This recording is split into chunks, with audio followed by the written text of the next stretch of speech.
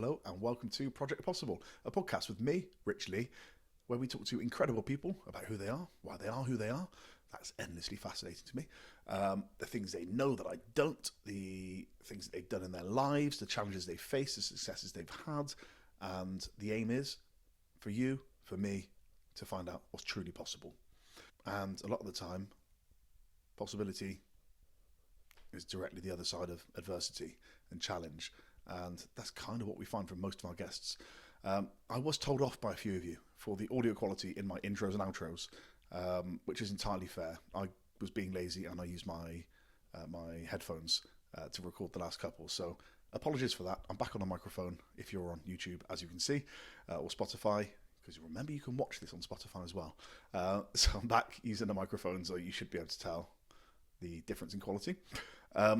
Today I'm speaking to, so that means you don't have to message me and tell me off anymore, if that's okay with you. Thank you. Today I'm speaking to Ben Keene. Ben is somebody I've known for a very long time, as it happens, for about 18 years now. About that long ago, maybe just a bit more, Ben co-founded TribeWanted.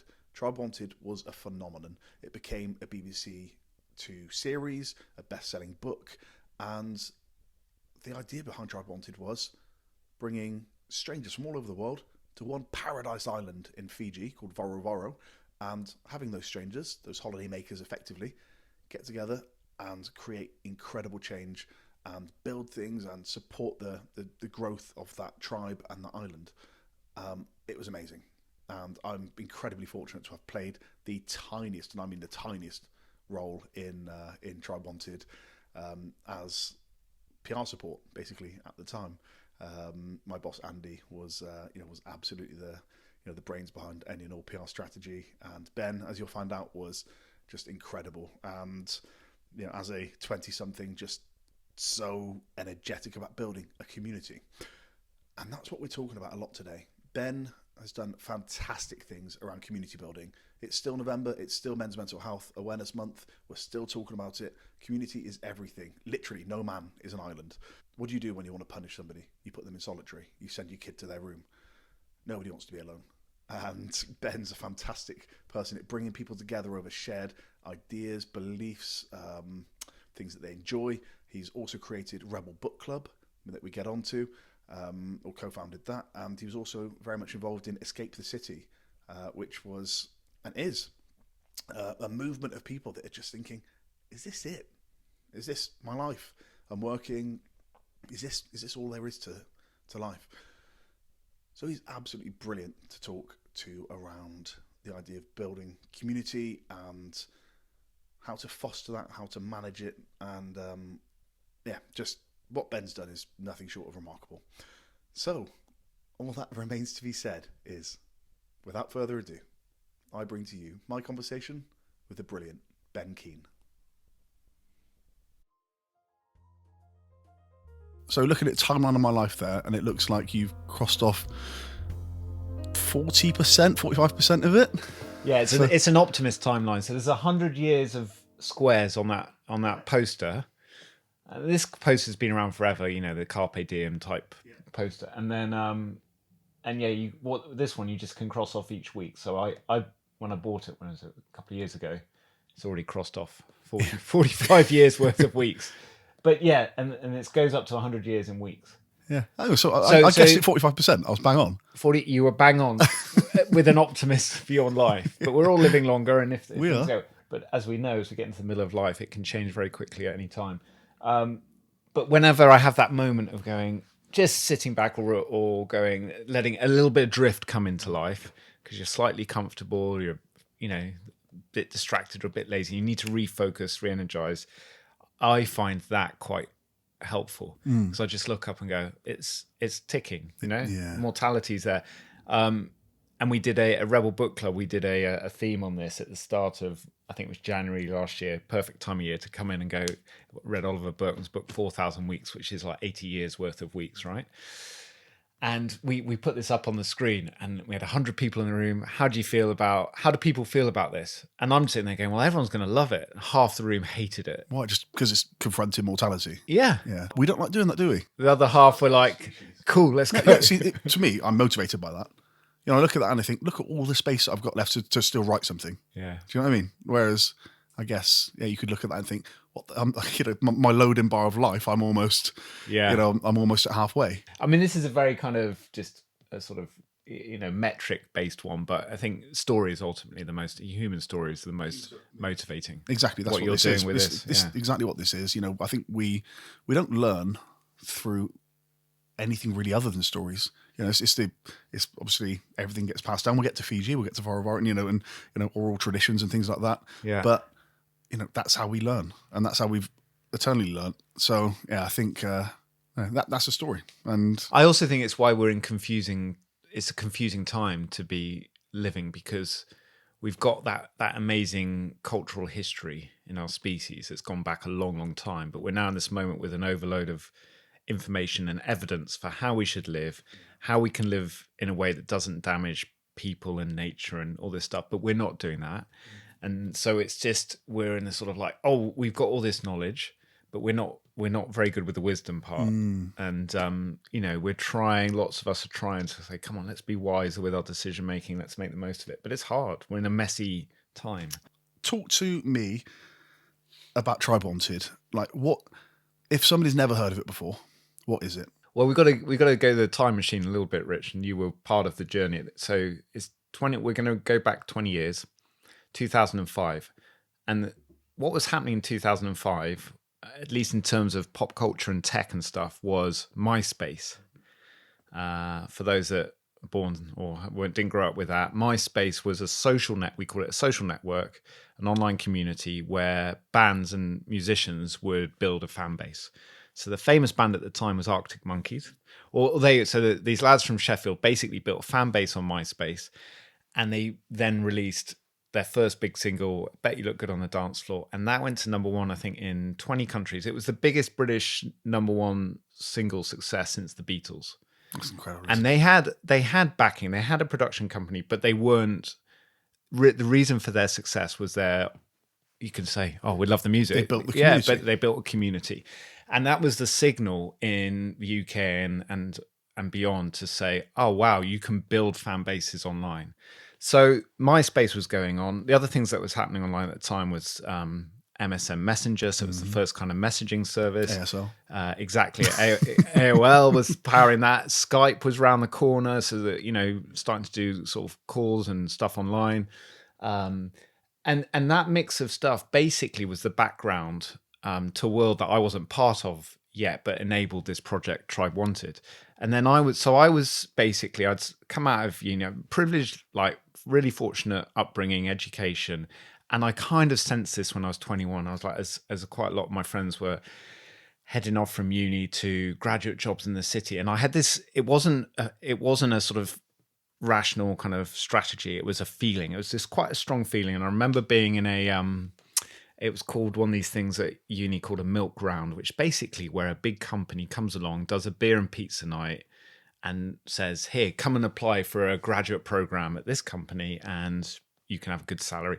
And I remember just being in that room going, this feels weird because here, you've been studying Middle Eastern studies, you've been studying Mandarin, you've been studying politics, you've been studying business or engineering. Like we've all been following our interests at uni. And what was it you studied? Politics and philosophy. Interesting. Stuff I'm still interested in, but not really helpful in terms of career. Arguably more helpful in sort of figuring out life. But yeah, it was just that moment where I was like, okay, hold on. All my friends who are doing these different things have basically, they're going to sign up for these graduate or apply for these graduate programs. This company that, sells tampons and Pringles and whatever else. I was like, this is weird. And so I asked my friends and they were like, you're being too idealistic. This is what happens. This is life. This is what you do next. This is what. Yeah. I was like, no, this is not what I'm. So I ran away like people do at that age, and a bit naive. Maybe it wasn't a very smart thing to do, and I went traveling and learned a lot more about the world that way, and ended up driving Land Rovers around Africa and sort of ecotourism projects and learning a lot from different cultures. So where did you go? Where was the first place you went? First place I went was Kenya, rural Kenya, which was amazing in the foothills of Mount Kenya. And just What made you go to Kenya? What was that was where there was a lad from Newcastle. I was in the northeast at uni, and he was like a local boy, working class boy, John Lawler. And he put up some posters. He went on. It's another whole story, but he went on a trip when he was 20 out to Ghana, which was unusual for someone from his background. Anyway, he got out to West Africa, and they made him a local chief because he had quite a big personality. This Geordie lad, John Lawler, and they made him a local chief. And he came back to Newton Aycliffe in Newcastle. He was like, "I'm going to raise some money for my village in Ghana." Chief Togby Moti the First, he was. And so John was like, I don't know how to do this. He was like, I'm going to go into uni and get some middle class students to come and get involved with this, which is how I found about Mad Venture, it was called. He put a poster up on the back of a loo door in the student union. I was on a bar crawl and I saw this, come on a Mad Venture to Kenya. I was like, this, and the media, I was like, this is what I want to do. So I got in touch with John and went out on one of his first trips and then helped him build that business over about 3 or 4 years as I left uni and my mates went off to these jobs. So I was his first employee. I mean, Mad Venture got pretty big, didn't it? Yeah, it did. It was in that sort of gap year volunteer tourism time. And so I learned a lot about travel, selling expeditions and trips mainly to the mums of these kids. Because you're like, it's going to be fine. It's going to be fine. And then running them. And then I set up a whole sports program. So we picked 3 sports where we were like, going to run sort of volunteer sports, immersive sports experiences, different parts of the world. Now, where would you want to go in the world if you were really into football? West Africa is amazing. So we set up a project in Ghana. Where would you want to go in the world if you're into rugby? The South Pacific. So I went to Tonga and Fiji. And that was my first trip to the South Pacific and set up a rugby program there. And I was doing this when I was 21. And like, where would you want to go if you're into cricket? The West Indies. So I went to Tobago and set up a project there with Brian Lara's crew. Anyway, so that was my kind of, you can combine adventure. I feel like I could just talk to you about all of that. Like that was my first job. And I just about got paid, but John was amazing and he's still a mate and he's now working in Ukraine. He's just one of those people who's just always tried to make a difference in the world. So he was a real inspiration for me. He didn't have my privileged education. He didn't come, he came from a family with 4 older sisters. When you say privileged education, what kind of, did you go going to a private school, which and that happened because my dad built a business. He was an army boy, but he didn't come from a particularly middle class background, and he built a business, and that funded my brother and I's education, and that for him that was his motivation, and it gave me confidence and opportunities. And but yeah, actually, John Lawler in Newcastle was the guy who gave me my first job. It wasn't a city job. It was a local lad from Newcastle, and he gave me, maybe a bit like you and Andy, he was like, you're interested and want to help with this thing, come and help build the business. So that was and it was really cool because I got to see how to try and start something, have big adventures, and the fact you could turn stuff that was in your head or stuff you talked around in the bar in Newcastle, and you could go and make it happen. And it didn't always work, but we went from a team of just John and me to about 20 people over 5 years. So the rugby, football, and cricket things were a Mad Ventures kind of thing. So am I right in saying the Ghana one is Right to Dream? Yeah. So there's a lot of dots to join up there. We'll join those dots because we still haven't answered what TribeWanted is because we're getting to, you're talking about the really like a burgeoning internet. Like, arguably MySpace was the first social network that really caught on. Yeah, we had Friends did it in the States, didn't we? And Friends, then Friends Reunited in the UK. Yeah, but it really caught on, particularly with younger people, I think, in a big way. And I think music being... And innovation around community building online. Yes. It was like, and scale. So what I'm trying to explain, roundabout way, was there were 2 things going on in my life. Or there was one big thing, which was like adventure, community tourism, being out in the world, and a bit of entrepreneurship and social impact. So that was what I was drawn to. And then I wasn't really aware of what was going on online. But then I got this MSN message. And this MSN message, I was at an AOL account or something, and it just popped up. And I was writing a blog. It was my first blog, and I'd moved on from Adventure and I was writing a blog about, okay, if you're not an 18-year-old, you're 25, you're 35, you're 45, and you want to go on a big adventure trip around the world that's more than just a holiday. How do you go about doing it? You've got to deal with your boss, your cat, your partner, your house, your career, your job. How do you make this happen? So it was called Career Break Cafe. So this was my first attempt at a little venture, and I was working from home, like on a laptop in 2005, and it was going all right. The blog was getting a bit of attention.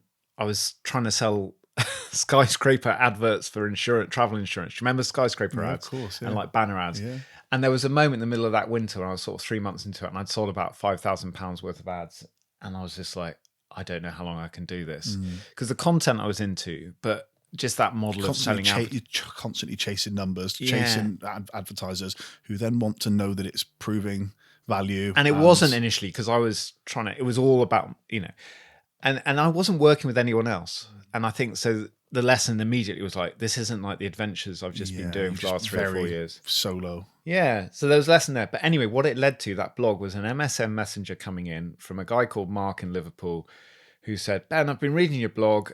Have you heard about the Arctic monkeys and MySpace? I've got an idea. And I was like, I've heard of the Arctic monkeys and MySpace, but why are you talking to me? I think you've got the wrong person. Anyway, I was kind of intrigued and, to be honest, a little bit bored and looking for something different, or frustrated. And you're what, 25? Yeah, exactly. And then so I responded to this stranger, and I hadn't really done online chats. I don't know if many people had at that stage, but so I started chatting with this guy, and I was like, do you want to have a call? And he was like, no.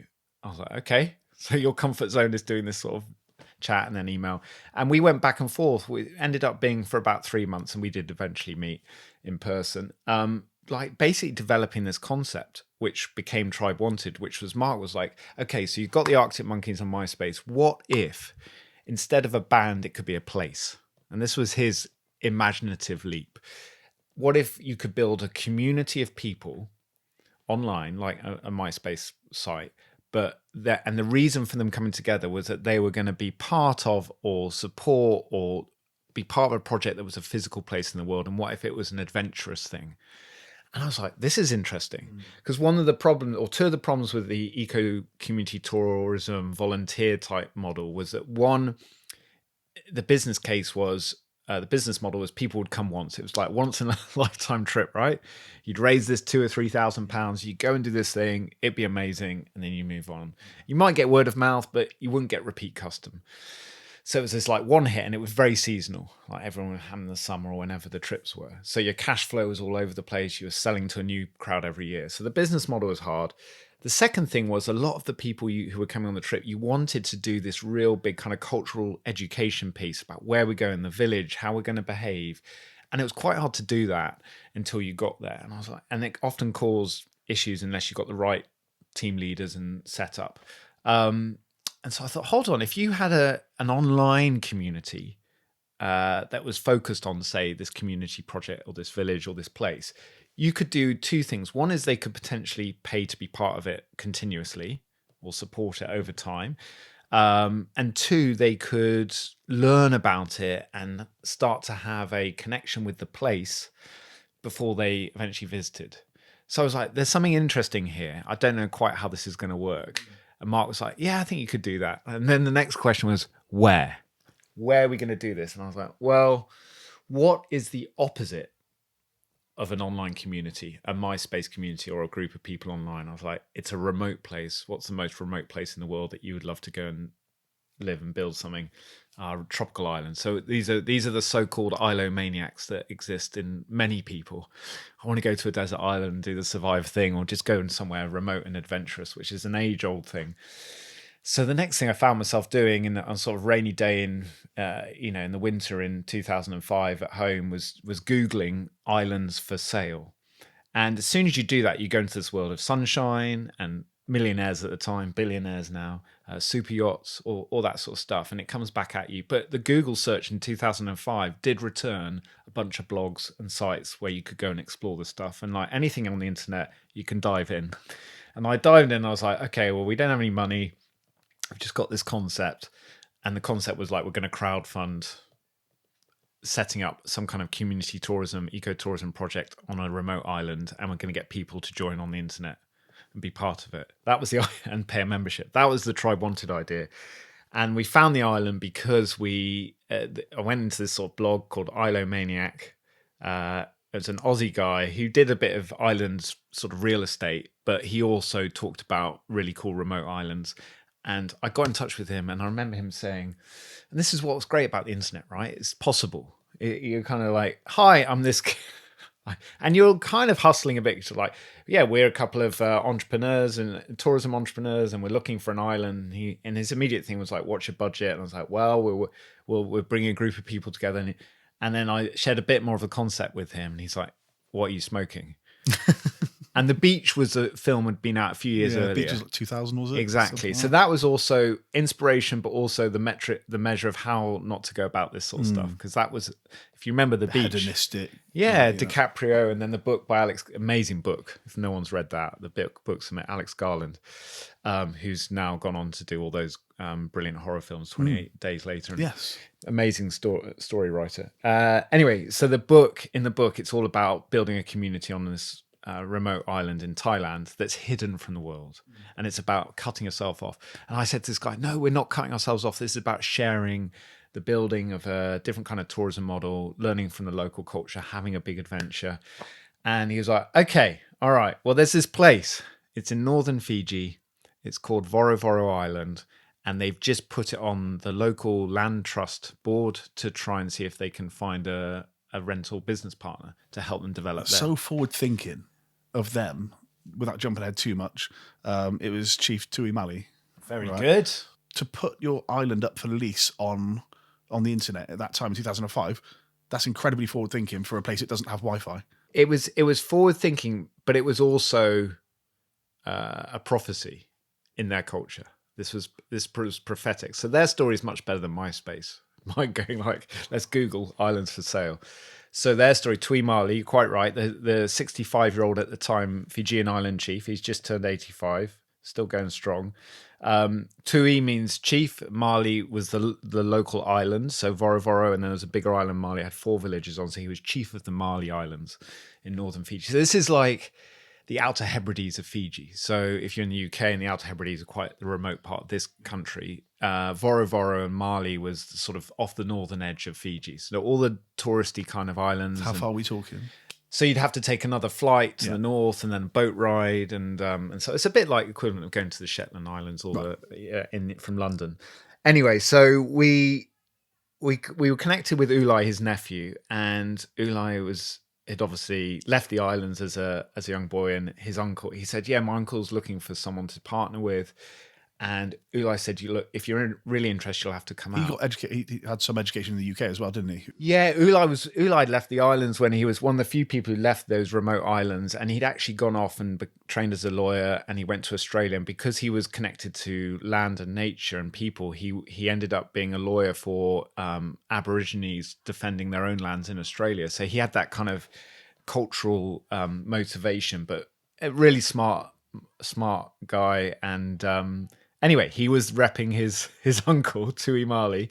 And I said, Ulai, just tell me before I even consider trying to come out, what's Tui Mali's motivation? Like, what's my potential partner's motivation here? And he's like, well, it was foretold that one day the world would come to his island, Voro. Ko vura vura ai Kayado Voro, which means the one day the world will come to Voro in Fijian. And I was like, hang on, come again, Ulai. I haven't quite. And basically, his Tui Mali's friends, Tavita, who used to come and visit him on the islands at Christmas and different times of the year, was a gardener, but was also known for being able to see into the future. He was a wise man, and they believed in this. They believed this in the Fijian culture. And one day, Tui Mali, and this is how I opened the book, because it's such a nice sort of scene. Tui Mali, Tavita was staying on the island, it's just 2 houses, and his friend was staying with their family, and he heard this slashing noise, and he went down the beach to the area where they never really hang out. They're just in their little compound by the beach. He went down the beach into the bush, and Tavita's there, cutting away at all the long grasses and clearing the land. He's like, Tavita, what is it you're doing here? We live up there. And Tavita turned around to Tui Mali and said, Tui Mali, we must prepare. The world is coming. And Tuimali, instead of going, what do you, did you have too much to drink around the carver bowl last night? He's like, okay. And they went back and they talked more. And he said, well, if you believe that we need to prepare, then we will. How long before you are involved is this? I think it's in the previous sort of year or two. And anyway, so they had this conversation, and then Ulai went back to the islands and saw Tuimali. He's like, yeah, we're clearing the land. And they built a couple of little huts. And he's like, well, what are you doing here? And he's like, and he told the story of Tavita saying the world was coming. And he said, well, it might help if we also publicize the fact that you're looking for people as well as just sitting on the mat and waiting for the world to come. So they put it on the local Native Land Trust board, and that went on the website, and that's how we found it. That's a wonderful example of, when people say, about the harder you work, the better luck you have. And, it's just putting things in place for something amazing to happen. But you've got to have the idea in the first place. As I think I've heard you say before, if you asked a big question, then, you can build communities around that big question.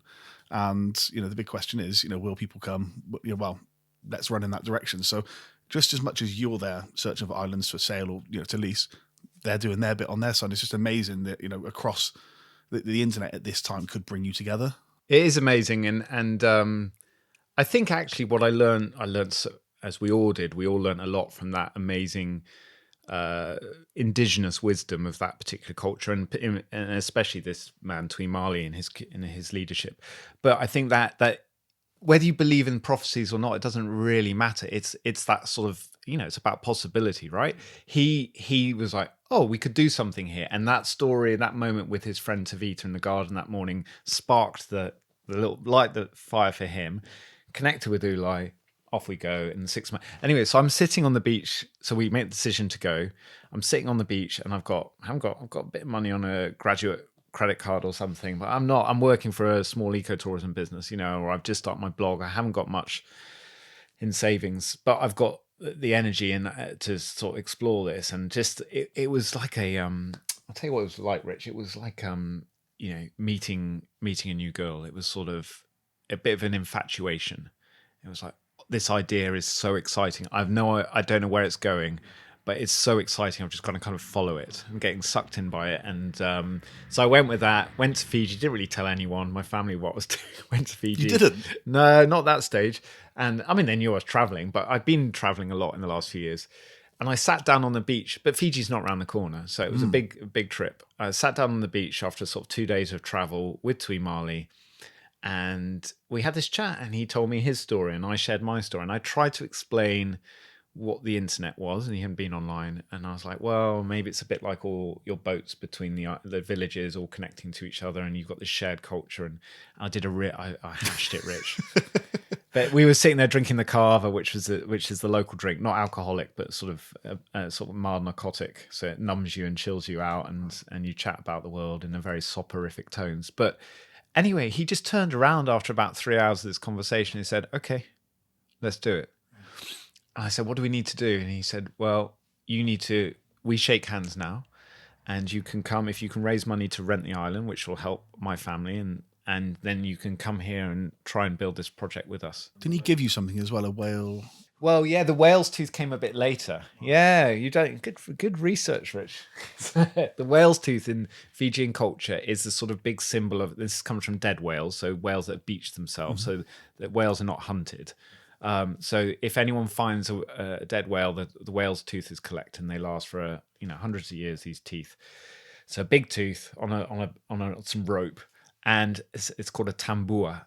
Essentially, if at a wedding or a big business decision or a big occasion, if you can present a tambua as part of your, this is why we're here, it's a real sign of respect. So he wasn't presenting one to me, but when we started the project, Ulai said, we need to find a whale's tooth.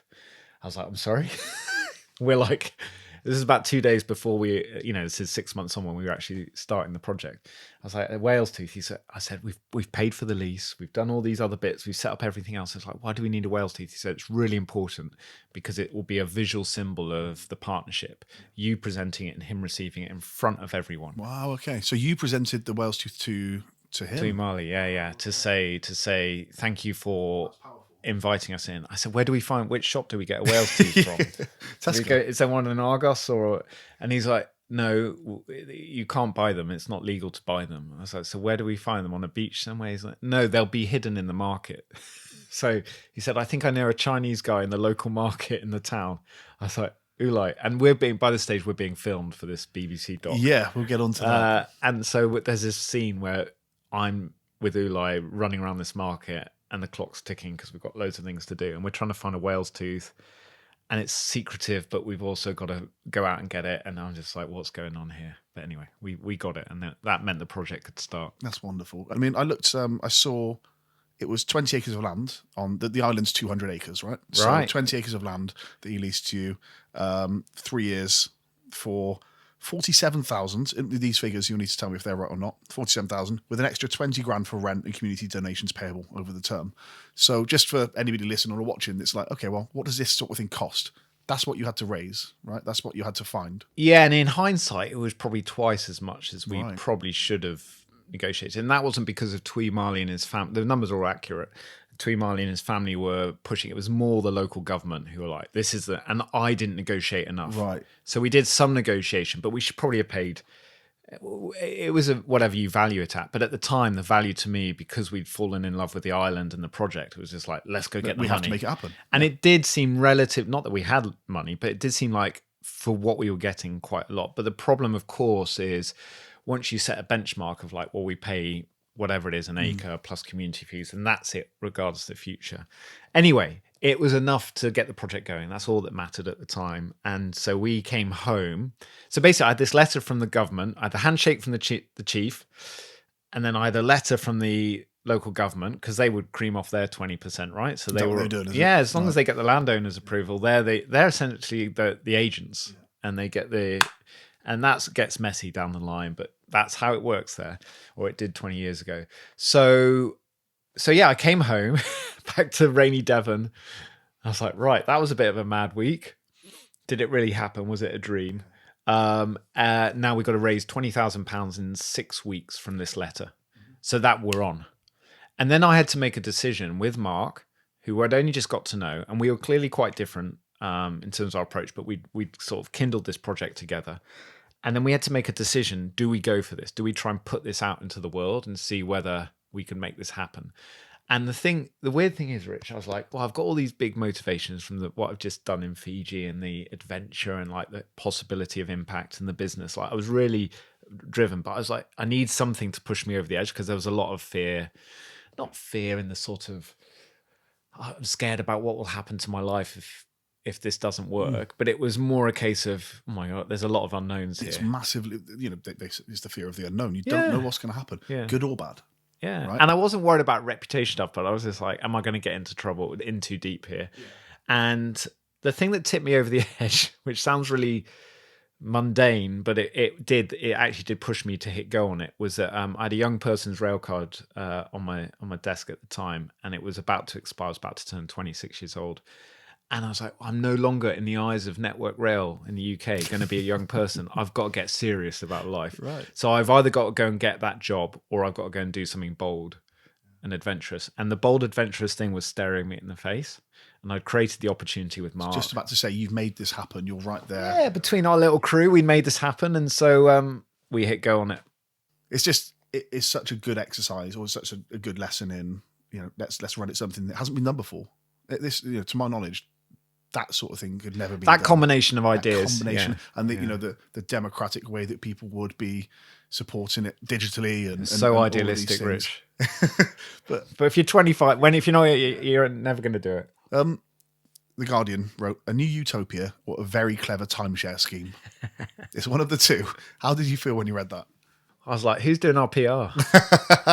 Well, let's get on to that. So my first job in PR was at a company called 10 Yetis. People that have listened to this, watched this for a while, will know I've talked about PR before, and with my then boss Andy Barr, who you mentioned earlier on, just for context, just to circle that. Big part of the story. And I started working there in January 2008.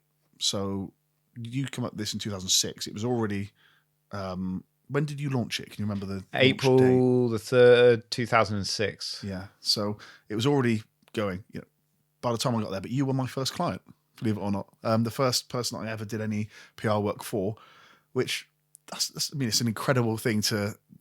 Then I ended up working over the 18 years of PR, with some companies that were nowhere near as exciting as a Paradise Island, where I get to send journalists out there and, and you realise, you're quite lucky. But that's where you and I first met. I remember you coming to the office, that first time. And I just remember thinking how much, you got tons of media coverage, right? But it didn't initially get tons of media coverage. I've read the book. I've obviously watched, what became the BBC series, The Paradise or Bust. That was on, like, what time was it on? Was it 9 o'clock? Well, this is pre-streaming, right? We were on the cusp. The PR story is interesting, but on the TV stuff, this was the BBC iPlayer launched the month. So it was February 2008. It was broadcast. It was filmed the 2 years leading up to that. But Feb 2008 was when they launched BBC iPlayer, or the start of 2008. And I remember we did an interview with Vernon Kay at Radio 1, and he was like, you can also watch this on BBC iPlayer. And everyone was like, what's the iPlayer? And so we were one of the first shows that was promoted on iPlayer because it was for a relatively youth audience. And I remember, this is quite cool. We're also on being streamed online, and we're an online idea as well as an island idea. So yeah, it went crazy. But the start of it with your mate Andy, your first employer, was basically when we decided to hit go on the project. I was like, right, how are we going to get this out into the world? So this is, the internet was obviously up and running. Social media, social networking was there, but social media wasn't. This is pre-Facebook in the UK. So I was like, how are we going to get attention? Well, I think this is quite a good story. Who do I know? And I got connected to Andy, and I don't know how. And he immediately UK business forums, possibly, yeah. And I'd done it, yeah, exactly, maybe through that. And I got on a call with Andy, and he was like, "This is brilliant. We can definitely get loads of attention for this." I was like, "Andy, we haven't got any money." He's like, "It doesn't matter. I would love to work on this." So he sent me a first draft press release, which I was like, haven't given you any information apart from 5 minutes on the phone. And it was a bit off, but it was exciting. And I was like, well, I'll just get a bit more facts in this, get this accurate. And then he said, let me know when you want to go. I was like, what happens? He's like, we'll put it out, see what we can do. So then we put it out there because we had this clock ticking on like raising the 20 grand, which was, so we made a basic website, PayPal button, 3 types of membership, TribeWanted.com. And it was like 3 years, wasn't it? It was like 1 year, 2 years, 3 years, and whatever you paid was then how long you could stay on the island. Yeah, the membership was beautifully simple, but the outcome was a bit chaotic. So the membership was that, you pay for a year's membership, which was £120, and that got you a week on the island, but it didn't guarantee anything other than access to the island for camping, and then with Fiji on local food, but it was still way too cheap. Anyway, but we had to price it somewhere that would get people signed up. And it worked at that price point. So we put this website up, and I was like, press release, contract with the island, bit of a business plan, let's go. And so Andy's like, okay, I'm sending out the press release onto the wire and wherever else. And I remember just talking to them the following day. He's like, I think it's going to pick up interest, but we'll have to wait and see. And it was just, we put the website live. I started sharing it with my network. And I remember sitting at home at Devon, and I still hadn't told my family about it. I told a couple of mates who I knew would love it, but I didn't tell anyone else because I just knew I'd get a cynical reaction. Not cynical, but there'll be questions. That's interesting. What made you think that you get a cynical reaction? Not cynical, but just like, what? Because I didn't know 80% of the answers. Yeah. So people who are discovering it for the first time were like, how's that going to work? And how are you going to fund this? And the business model looks a bit shaky. And is it a time what is it? Or is it a utopian thing? And so we didn't know. We just knew that kind of there was something exciting here, and we thought it was possible. So yeah, I remember at least one day passing. And when anyone who's ever launched a business or venture or idea out to the world, and you've kind of hit go, you do your work before and you hit go. And I think what most people expect to happen is either for this thing to take off or it to fail, and people to say it's awful. What usually happens is what happened to us initially. It's silence. It's quiet. It's like, shh. And so all this, and I've worked with a lot. Don't steal that energy, do you? Yeah, and all these entrepreneurs I've worked with over the last 15 years, they've all gone. They never think about. Often you what's most likely to happen is it's going to be quiet, and you're going to have to go push again. You're going to try loads of different things until something happens. So it was quiet for 24 hours. I was like, oh my God. And those voices come into your head. You're like, I'm an idiot. Of course, no terrible idea. Journalists hate it. All of those things. And how are we ever going to sell thousands of memberships, which is what we needed to do for it to work? I'm going to have to let Ulai know it's probably not going to happen. Oh, I'm going to have to go get all those things come flooding in quite quickly. Another day passed, and I wake up and I got a text message from a mate in London, and he said, Kino, what are you doing in the Metro newspaper on an island in Fiji? I was like, really? And there was no video or like pictures or anything, so I didn't know. And he just described it to me. I had a call, and then about 3 hours later, I got a PayPal notification, membership to TribeWanted 1 year, £120, ping, and then another one, and we got about 5 that day, and then I got Andy to start getting on the phone. All right, I've got the Times. We've got BBC Breakfast. And within 3 or 4 days, it suddenly went. And so the Metro, what was the reason from a PR point of view, the Metro happened, well, it got picked up by an intern on the tube. The Metro used to be, as you know, Rich, used to be a kind of an ad for quirky stories that other media, it was like the free paper in all the major cities. It was the Metro, I've always described it as the most influential daily. Right. It was at the time. And it got page 3 of the Metro. Now, contextually. Not the Sun. Not the Sun. No, they didn't ask you to take the top off. Page 3 is the most important page after page 1 because it's the one you turn, it's right in front of you. People, your eyes are drawn to page 3. So, an incredible spot. You think about producers and publishers and all the kind of people that would be interested in this story. They're all in the Metro, on the tube, or on the bus in the morning while commuting. So that, I've spoken to Andy quite a bit about this, and again, context, media landscape at that time, it couldn't have been a better place. Like there really isn't, that's an incredibly powerful place to then be super influential to other publishers. That became the press release. That was the press release, wasn't it? Yeah. It was then, can you remember the headline? It was Warriors Wanted, which was quite aggressive, but anyway. And it had a picture of me, Tuimali, the beach, and it was basically like an ad. It was an advertorial, and they did it in that kind of blue background, so it popped on the page, and it looked like we'd written an ad. Which is incredible. The best PR does. The best PR, but why? Because it's factual, but it's also absolutely fascinating.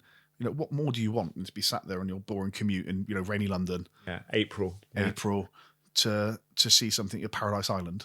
It's going to set your imagination. And it wasn't a reality TV show. And Andy's, one of the things that Andy did that was really good, he was like, this is like the anti-reality TV sort of project. This is real. You can get involved. This isn't about celebrities. It's about you. And so that really connected with people. But yeah, so whoever, and I still don't know the intern who picked it up that day. So if you're listening to this, thank you. They're doing very, very well. Exactly. I'm sure they had a good eye for a story, but they took that story to they got it into the Metro. And then the next day, I think it was the Times. And yeah, so it took off after that. And the mainstream media, print media, really did drive a lot of membership sales. So yes, we then got a lot of attention online. What I'm saying is PR works. Sometimes it works, but that's the thing.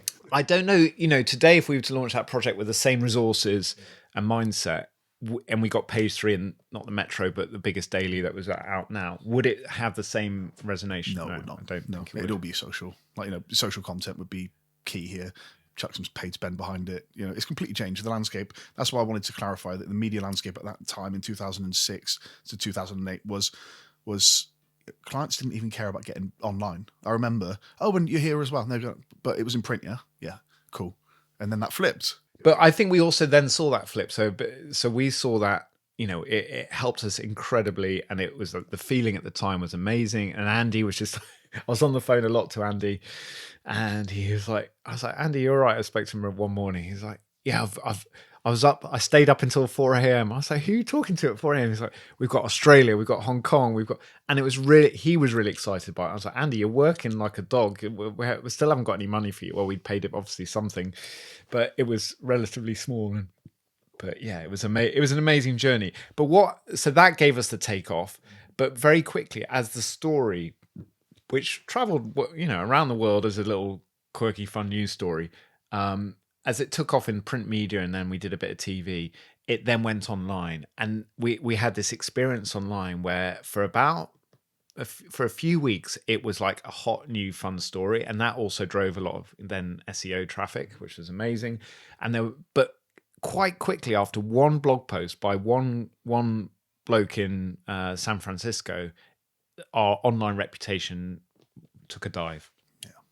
I remember it very well. I mean, I guess I came in and picked up the pieces of what had happened before, and could then see, if you just Googled it, it was, is it a scam? Right now, that must have been absolutely, that made its way into the show as well, didn't it? Yeah, it was It was part of it, and it was the beginning of the end of our Mark and I's short but fiery business relationship, because we got this project out the door. It was then flying. We were really excited. We were working really closely. He was building the online stuff. I was focusing on the island and doing the PR and all of that. And then this thing came out, which was, it was a 4,000 word blog. Is TribeWanted.com a scam? By this 21-year-old blogger in California. And as I looked into it, what I realized was that, this is how this blogger operates, because whatever was hot on the internet, hot story on the internet at the time, and remember the internet was a lot smaller back then, he would write a piece, kind of satire or a bit critical, or he would question, hot take piece, exactly. And it would drive a load of traffic to his ads. And so he was nailing that sort of gossipy model. And he took down TribeWanted.com with all the questions that we were kind of trying to figure out ourselves. But he went beyond and basically said, are these guys just trying to make a quick buck? And I wrote a full response, and Andy helped me with it. And I said, here's why we're not making a quick buck. This thing is real. Here's the island. Because he was basically saying that it doesn't even exist. And I was like, no, it's real. The island's real. The Fijian community are real. We're doing this thing. This is my background. This project's starting soon, but the cat was out the bag. And so there was a site called dig.com, DIGG, and we were like flying up the dig charts with it was a good news, bad news site. And we were flying up the charts, and then and it was driving a lot of traffic and memberships to us, and Americans were getting on board. And then suddenly after this blog post, we were going on down the other side, thumbs down. And it just flipped. We went from doing about £5,000 in membership sales a day before that blog came out. By this stage, we'd had a partnership deals with STA Travel, which is a big travel company, which is going to package up TribeWanted with trips to Fiji. The BBC, we'd signed a BBC doc series and book deal. So I was like, the cred's there. We're good. This blog post killed it. So we went from £5,000 a day to less than £500 a day, and we never recovered momentum. Lots of other good stuff happened in impact, and the business survived. But in terms of like Takeoff, it was like we were shot out the sky with that blog. Do you think it would have kind of tailed off anyway or do you think that was the getting shot by that blog post was something that it was massive. It was massive because you just Googled it and it was there. It was right there, wasn't it? And you see the word scam. Yeah. And I was saying to people like Andy and other people who were trying to help us at the time, I was like, what can we do about this 21-year-old? And he's like, don't fuel the fire. I then came in just as the TV show was just about to air. Yeah. So, some of the PR that I was doing was around pre-TV show and getting you more interviews and things like that.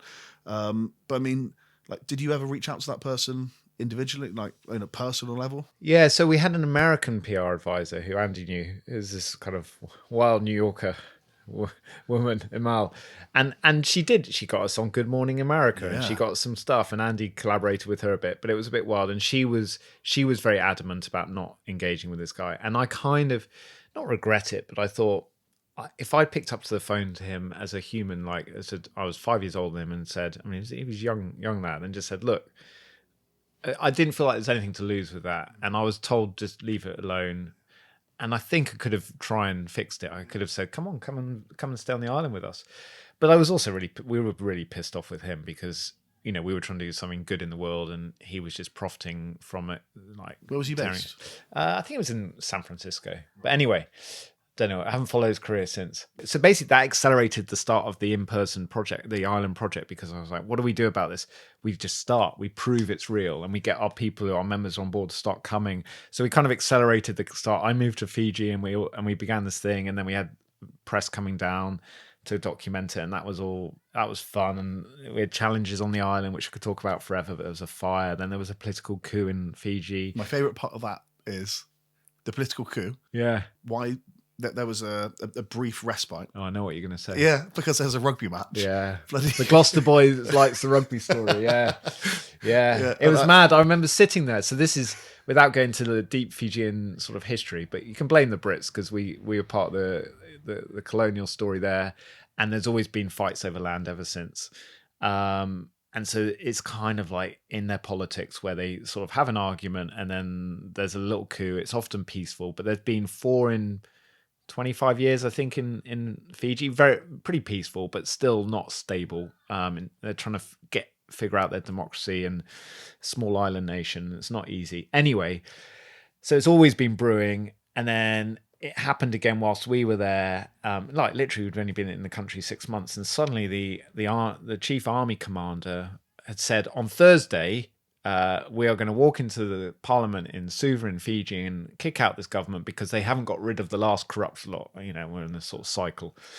And everyone's like, no, don't do that because it kills the economy and it just makes the country unstable.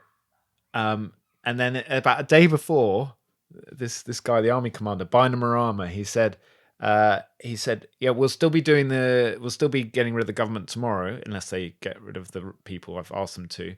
But before we do it, we have to play this rugby match.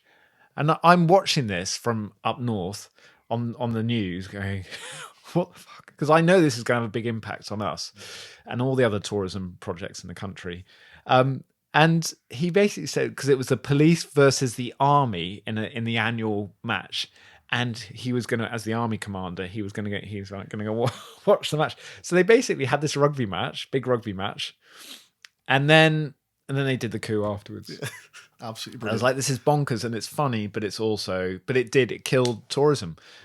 Because what happened is that even though in Fiji life didn't really change, there was no violence. It was peaceful. The country operated as normal. If you were in the UK or the States or other parts of the world for about 2 days, Fiji was headline news, political coup, army with guns taking over the country. Do you book a holiday there? Probably not. No, you go to another island. You go somewhere else. So it ruins tourism. So yeah, that wasn't helpful. Loads of challenges, and I think that's always going to be the case when you're doing something incredibly unique, as you did. You know, you're not going to foresee the amazing positive things that happen because you can't, like the BBC, like the documentary happening, and you're not going to foresee some of the challenges, but it's how you work through them. And I guess your way to work through it was just to this is real. Let's get out there as quickly as we can. How many people do you think visited the island in total over the years of? Yeah, over the sort of 5 or 6 years that we were doing that project full whack, we had about 3,000 to 4,000 visitors. The average stay was 2 weeks. People would often extend. We had a lot of people from the UK, but from all over the world. And it's amazing. And I still hear from people now. Yeah. I mean, did it feel like this was a community of people that all had one shared purpose, which was to sustainably improve this island, right? Yeah, it was. You know what? It was that theory that we had that we talked about earlier was, could we build an online community that had a shared purpose, and there was this physical space, and it was partnering, and it was all about this. It played out like that, and there were all these bumps along the way that threatened to kill off the project. But the actual people felt like they were, and this is, I mean, whatever we do in life, we want to be part of something that's meaningful, that's fun, whether you're following a sports team, whether you're building a business. Obviously, organised religion has done this for a long time, but this was a chance to be part of something purposeful and adventurous and to play a part. So our thing with TribeWanted is like, what part will you play? Whether you join the conversation online and you learn about the renewable energy setup. And our friend from Gloucestershire, Dale Vince, chipped in for our... Did he? Yeah, Ecotricity were our first on-island sponsor. We didn't have many. It wasn't a branded island, but Ecotricity... we got in touch with him and he's like, this sounds brilliant. And so they gave us a bit of money to set up a wind turbine and solar there, which is still there. Anyway, so it was really cool. And that thing, so people felt like whether they came to the island, and a lot of people wanted to come, of course, or not, they were part of this thing. And they say, I'm part of this. And of course, what kind of people did that attract? Initially, what it was like, the internet chat rooms of the early noughties turning up on the beach. It was weird and wonderful. So we had, and I don't want to be too generalistic, but the Americans that came were more on the weird side, and the wonderful side, more like the British backpackers and the Aussies and so on. But we did have some quite interesting folk early on, and I was sort of, it was like kind of Burning Man kind of crowd. Right, yeah. And I was like, were they willing to roll their sleeves up and get yeah, work done? the expectation was that people would respect the way we were, the cultural way of life. So it was dressing appropriately in the village. So women who couldn't just walk around in bikini everywhere. It wasn't like Love Island or Survivor. But you could always go down the end of the island and sunbathe if you wanted to. So it was about participating in the daily activities. It was about coming out and fishing and planting the garden. Like, we had a team there, the local Fijian team, who the project was employing to develop the project. And as a visitor, you could join in. And then we'd go and play rugby in the local village. And how close were the people that travelled there to the to the existing tribe?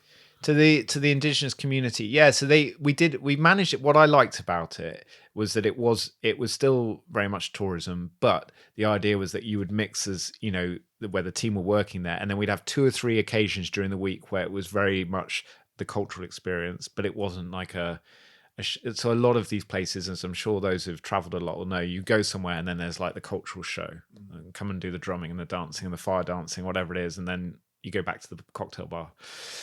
And so we were like, the whole point of this was like, well, how do you normally, what things would go on in your village every week? Well, we do a fishing trip, we do church, we do a carver ceremony around what's going on. We have a meeting and we play these kind of games. All right, can we do that? And Tui Marley loved that because it was like, this is how we live.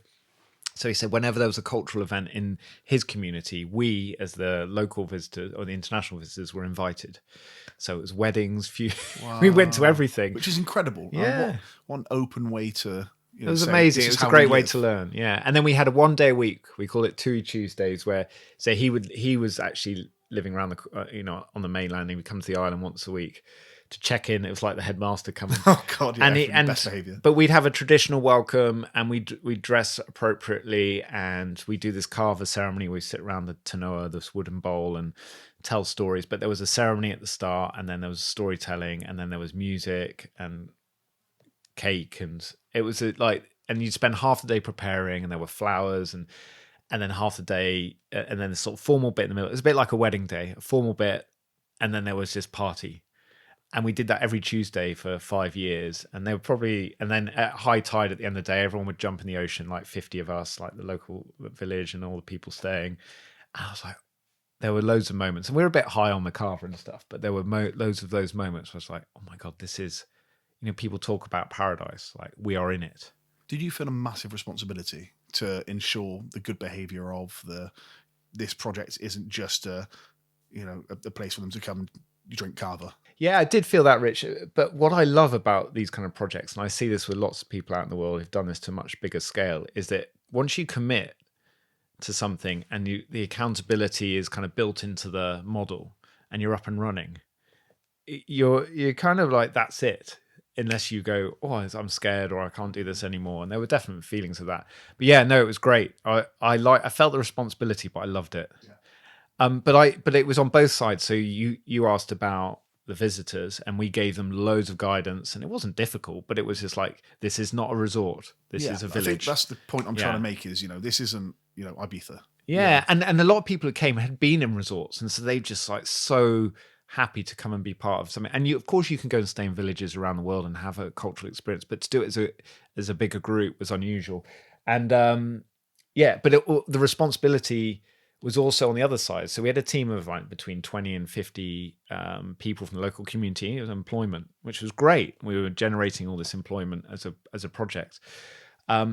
But obviously, and the Fijians were on a high pedestal from a visitor's point of view. Oh, the amazing people and culture and beautiful music, and they're so funny, and the energy, and they are, but they're also human. And so there were times where stuff was stolen, right? And or people, there were problems there, and cross-culturally that gets hard. So I had to work with Tui Marley and his team to try and figure all this stuff out, and it took a lot of work, but it was definitely worth it. It sounds incredible. I mean, What does the word tribe mean to you? It's obviously front and center. So when you think of the word tribe, what does it mean? Yeah, so I think it's really really important to define it in your own terms. I mean, there's an English language word which is like group of indigenous people, but the way I think about it in terms of that project and in a more modern sense is that tribe is a sort of a group of people that come together around a purpose, and there's some kind of leadership. So someone's saying, "I'm going to do this thing in this world. Come with me." Let's do it. And that's one description of a tribe. I think some people understandably, and I've wrestled with this a bit over the years because I've used it a lot and I've thought at times maybe I should just leave that word alone now. Whereas it's like, unless you're describing an indigenous community, like the people we were working with in Fiji, we shouldn't be using that word. But I think words evolve and they can carry lots of different meanings. And we're not using it as playful dress up cultural appropriation. We're using it as a way of saying we're doing something purposeful, a group of people. And ultimately, as human beings, we want to belong to groups that are doing something meaningful, or whether it's you find your place, you find your identity, you find your tribe. And I think it's okay to use that language. But I also understand that people sometimes think that the word tribe is just for one thing. But they're not the most fun people at parties, are they? They're not the people you probably want to be spending your time with. But the funny thing is, you talk to Tui Mali and other people that we've partnered that we work around the world, and they love using that word because it's about pride and their story being shared beyond their village. And that was I have to say that, just sort of maybe wrapping up the Voro stuff, is that the thing that was not surprising, but we didn't anticipate, or I didn't anticipate, was how much the story of Tui Mali and his community and Fijian culture, because of all the good PR that you and Andy and we got out of the project, how far that spread.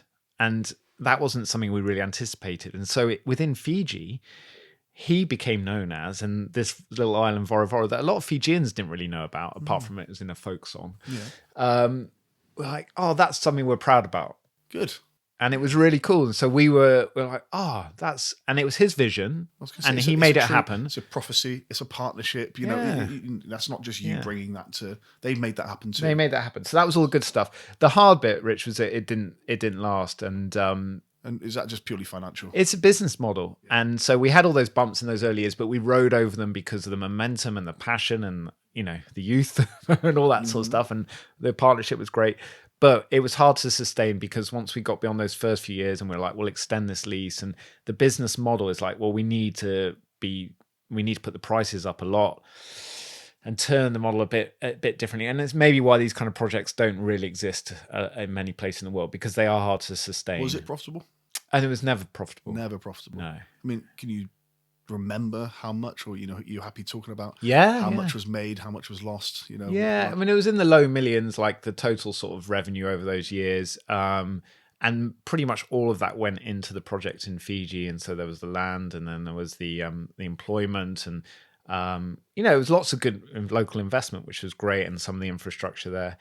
But we spent almost as much on building the online infrastructure. So this is Ruby on Rails, like building out a voting rooms and personal profile. So TribeWanted.com was a really solid online community. Now, that would have been great if we then scaled that into like an Airbnb or multiple communities around the world. And that technical infrastructure was then, we got the value back on that. But MySpace landed about 6 months later, and we just saw the migration of our online community from our platform, which was good, to MySpace. Right. Sorry, to Facebook. Yeah, to Facebook.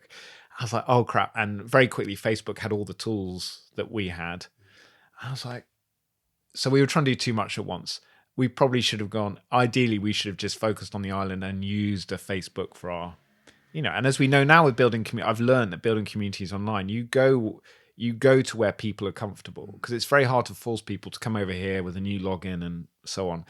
So I think we spent 40, 50K initially on building that online platform. And I think value for money on it with this Northeastern firm that helped us build it was good, because it was a really good quality and it was a lot of man hours went into building it. But in terms of return on investment, it wasn't there. I guess today you'd have Patreon and things like that, right?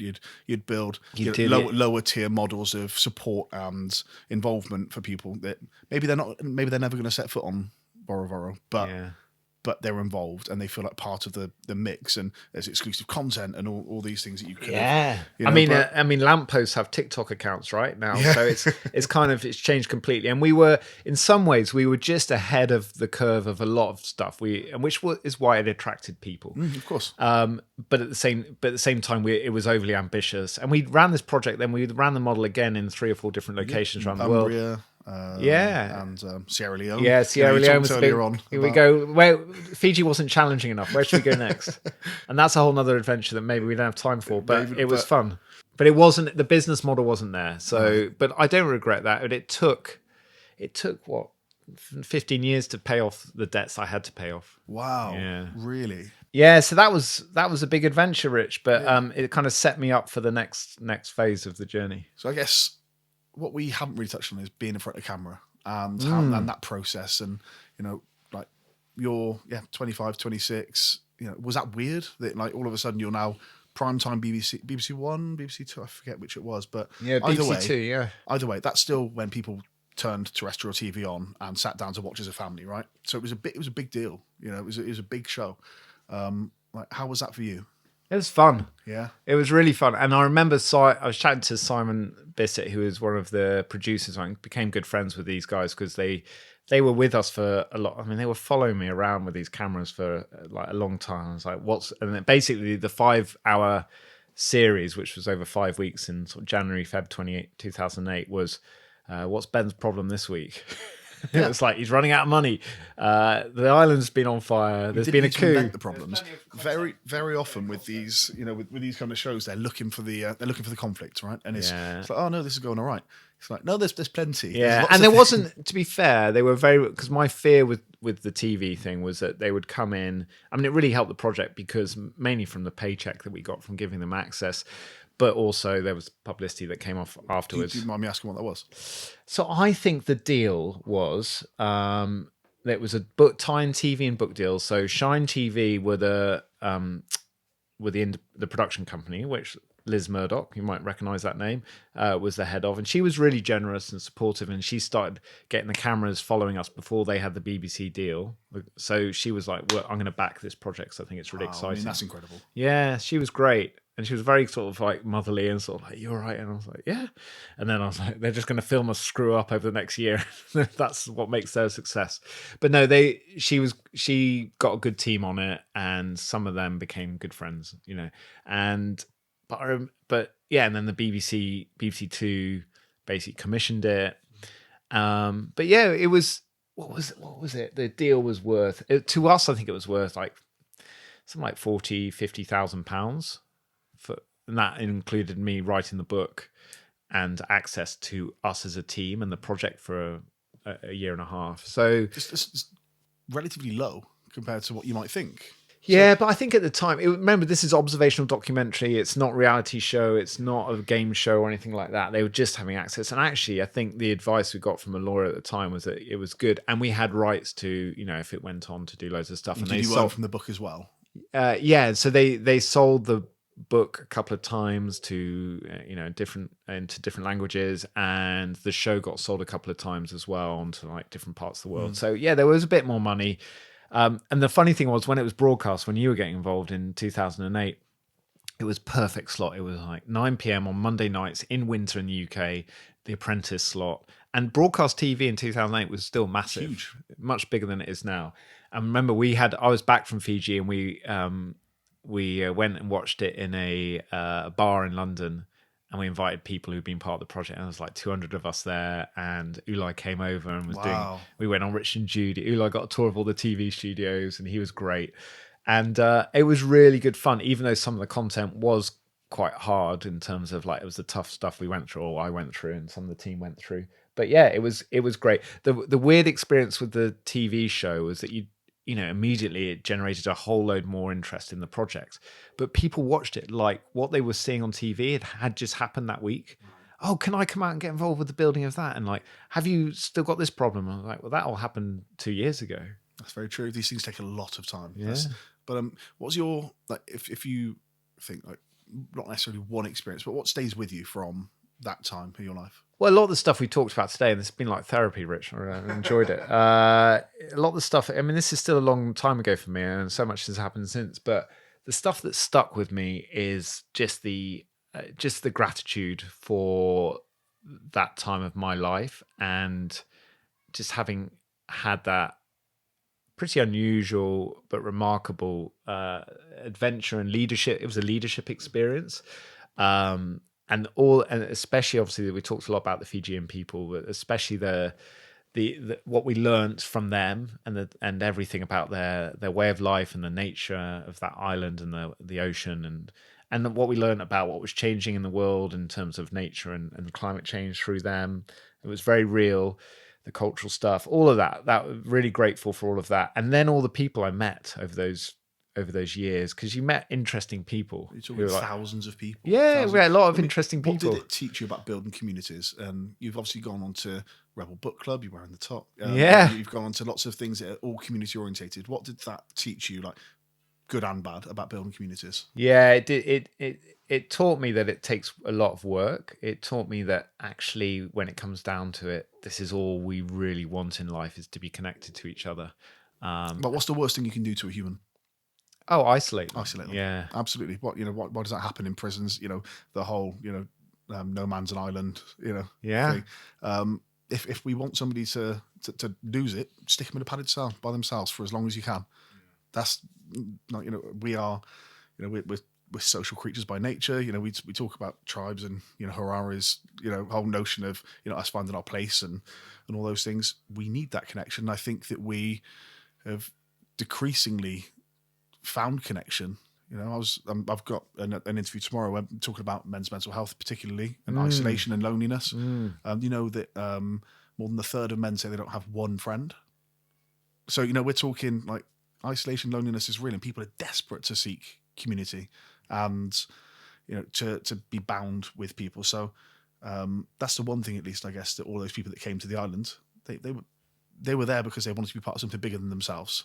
Exactly. They wanted that bit of adventure, and they wanted to be part of something bigger than themselves. We're in this time where, and this was true in 20 years ago, but even more so now, where we've got this diversion between we're living in it, and we're now in the AI age, right? Where we've got all this content and information and sort of access to knowledge, but we're kind of lonely, and we're working remotely, and COVID accelerated a lot of this, sadly, for a lot of people. But the need for community and connection is only going to increase. So I actually think people who are building ventures and projects that are really around human connection, and the well-being economy is a big part of all of this, but are really just like in simple ways bringing people together. And if they've got a good sustainable business model around it, I think there's a lot of opportunity as well as need and opportunity there. So TribeWanted type things, I think could actually do really well now. So yeah, it's a fascinating time, but we need it. And in terms of the learning, so I have it's not rocket science, but a little formula which we can share with everyone who's listened to this in more detail. But the 5 R's of tribe building, which are kind of I've seen on the projects I've worked on a lot, but also on a lot of other people who've done this really well, but maybe to a much bigger scale. And I'll just mention a couple now that I think are really interesting. So ritual, I guess, is one of the big lessons we learned from our friends in Fiji, is like, sitting around the kava bowl. And ritual is about what makes this community, when you do this ritual, how do you know you're in that community? So churches, organized religion, have done this really well for a long time. They love ritual, whether you like it or not. They're very good. Oh, I know when we do this, I'm in the church, and it brings a sense of peace and sort of calm and comfort to people. In Fiji, it was sitting around the kava bowl. But I've tried to have and you can't force a ritual. It's got to kind of come from the community. What do you see people doing in your group regularly? And it might just be once a month on a Friday, everyone, like a group, go for a curry together. Well, okay, is that something that really helps our team and our community? Yeah, well, let's encourage that and support that. Whatever it is, sports teams do this really well. So yeah, ritual is actually, and in the Western world, we're maybe not as good at that, but like, how can we identify rituals and they may be just a bit weird, a bit quirky, and they don't have to be too extreme, but just something that like, oh, I know when this ritual happens, we're in this community, I'm part of this thing, and it feels good. And it's about identification. The second R that I think is really interesting, that was really true in Fiji, but in all communities, is rhythm. So what are the things that you're doing regularly as a community that creates this sense of, it's operating? And so everything in terms of community building, the whole point of all these ritual rhythm, and then there's others as well, being done well, is that collectively they build trust. So trust is the currency. And to be honest, that's what we're struggling with in society, modern society, right? Because we've broken down big institutions like media and politics and, corporates and stuff. It's like we're losing trust in some of that. So we're trying to find it in different ways again. And good community building, whatever level you're doing it at, is like the goal is trust building. And like, what are the tactics? So ritual, rhythm, is just about doing things consistently. And it don't have to be dramatic. Every Monday, Escape the City sends a newsletter that says top 10 opportunities in the world for exciting careers. And they've done that for 14 years, every Monday. And they've continued that. It doesn't matter whether you love your job or not. It's a great newsletter because like, what exciting opportunities are out in the world at the moment. And that rhythm just means that I know that whenever I go to Escape the City, there will always be that newsletter, which will be interesting. And it's just that sense of, I trust that brand or that community because on that content and that expertise. Same with podcasts, right? We can apply it to anything, right? So yeah, rituals and rhythms are two big things. And I think the final lesson I'll share from Fiji was just, it was patience. When you're 25 and idealistic and a lot of energy, you don't have a lot of patience. And that sometimes is positive because you're making things happen. And there's part of that still in me. I want to make things happen fast and not sit around. But patience is really powerful. And Tui Marley and his community were very patient. And sometimes a lot of the problems that we had out there would be resolved not through how do we fix this, but how can we just take things a bit slower and with the rhythm of the ocean and the moon, because you're living by nature's timeline. Can we be patient and let this thing fix itself? Let's talk about Rebel Book Club. Was that the next? So post TribeWanted. Yeah. I'm trying to work out the timeline of what you then went on to do. So, because you've done so many things, we'll talk about Virgin Startups. We'll talk about did Virgin Startups come next, or was it Rebel? Yeah, this is a good question. No, so what came next is Escape the City was the big project. Yeah, and then Rebel Book Club and Virgin came out of that. Yeah. Right. So Escape the City was a pre-existing project. Yeah. So Escape the City was really fun. It's I think it's around 2012, and there's two guys who basically are bored in their corporate jobs, so basically like my old friends back at uni, and they 10 years later, and they've gone, hang on, we should be feeling like this. We're really lucky to have well-paid corporate jobs, but we're looking around the office. There's a lot of unhappy people here who are 10 years older than us. We don't want that. And Rob wrote a message to Dom. It's like, I just want to escape, and he put he found a little. I don't know if it was a GIF or cartoon of the escape key on his keyboard, like running away. It's like a little animated cartoon. He sent it to Dom, his mate across the office. I just want to escape. And Dom was like, and they were trying to figure out what they'd already been sharing business ideas. And he said, well, let's find people who can help us do this. And they couldn't find the community that was going to help them escape their corporate job and find something more meaningful in their life before they had the midlife crisis, So they started a meetup. And, people came and they were like, oh, there's not just us. So maybe we'll solve our problem by helping others. And this is often how these things start, right? And so that was the start of Escape the City. And they made a little deal with them. And this is why I love accountability with business partners. They said, right, if we can get 1,000 people to sign up to our top 10 newsletter, which was their first idea, Sunday nights, let's find exciting jobs and put them on a newsletter, send that out Monday morning. Then if we get 1,000 people in 6 weeks, a bit like me, can I raise 20 grand in 6 weeks for the island? We get 1,000 people in 6 weeks. We'll both put in the 5 grand of savings that we have, and we'll try and launch this as a thing. And they had each other, and let's go. And that's how Escape the City started. And I got a message from Rob when I was out in Fiji. He said, Ben, it's really cool what you're doing out here. This is us. We're having a kickoff event for our community in person in London in January. It was around the time the TV series. Would be great if you're around. come and share a bit of what you're doing. And so I turned up at this event, and it was a Guanabara nightclub in Soho, which is this cool Brazilian nightclub. And I was like, oh, I'm doing this little careers talk. And there was this huge queue down the road. And I was like, well, maybe there's a good night on at the club afterwards. I'll just go on to that.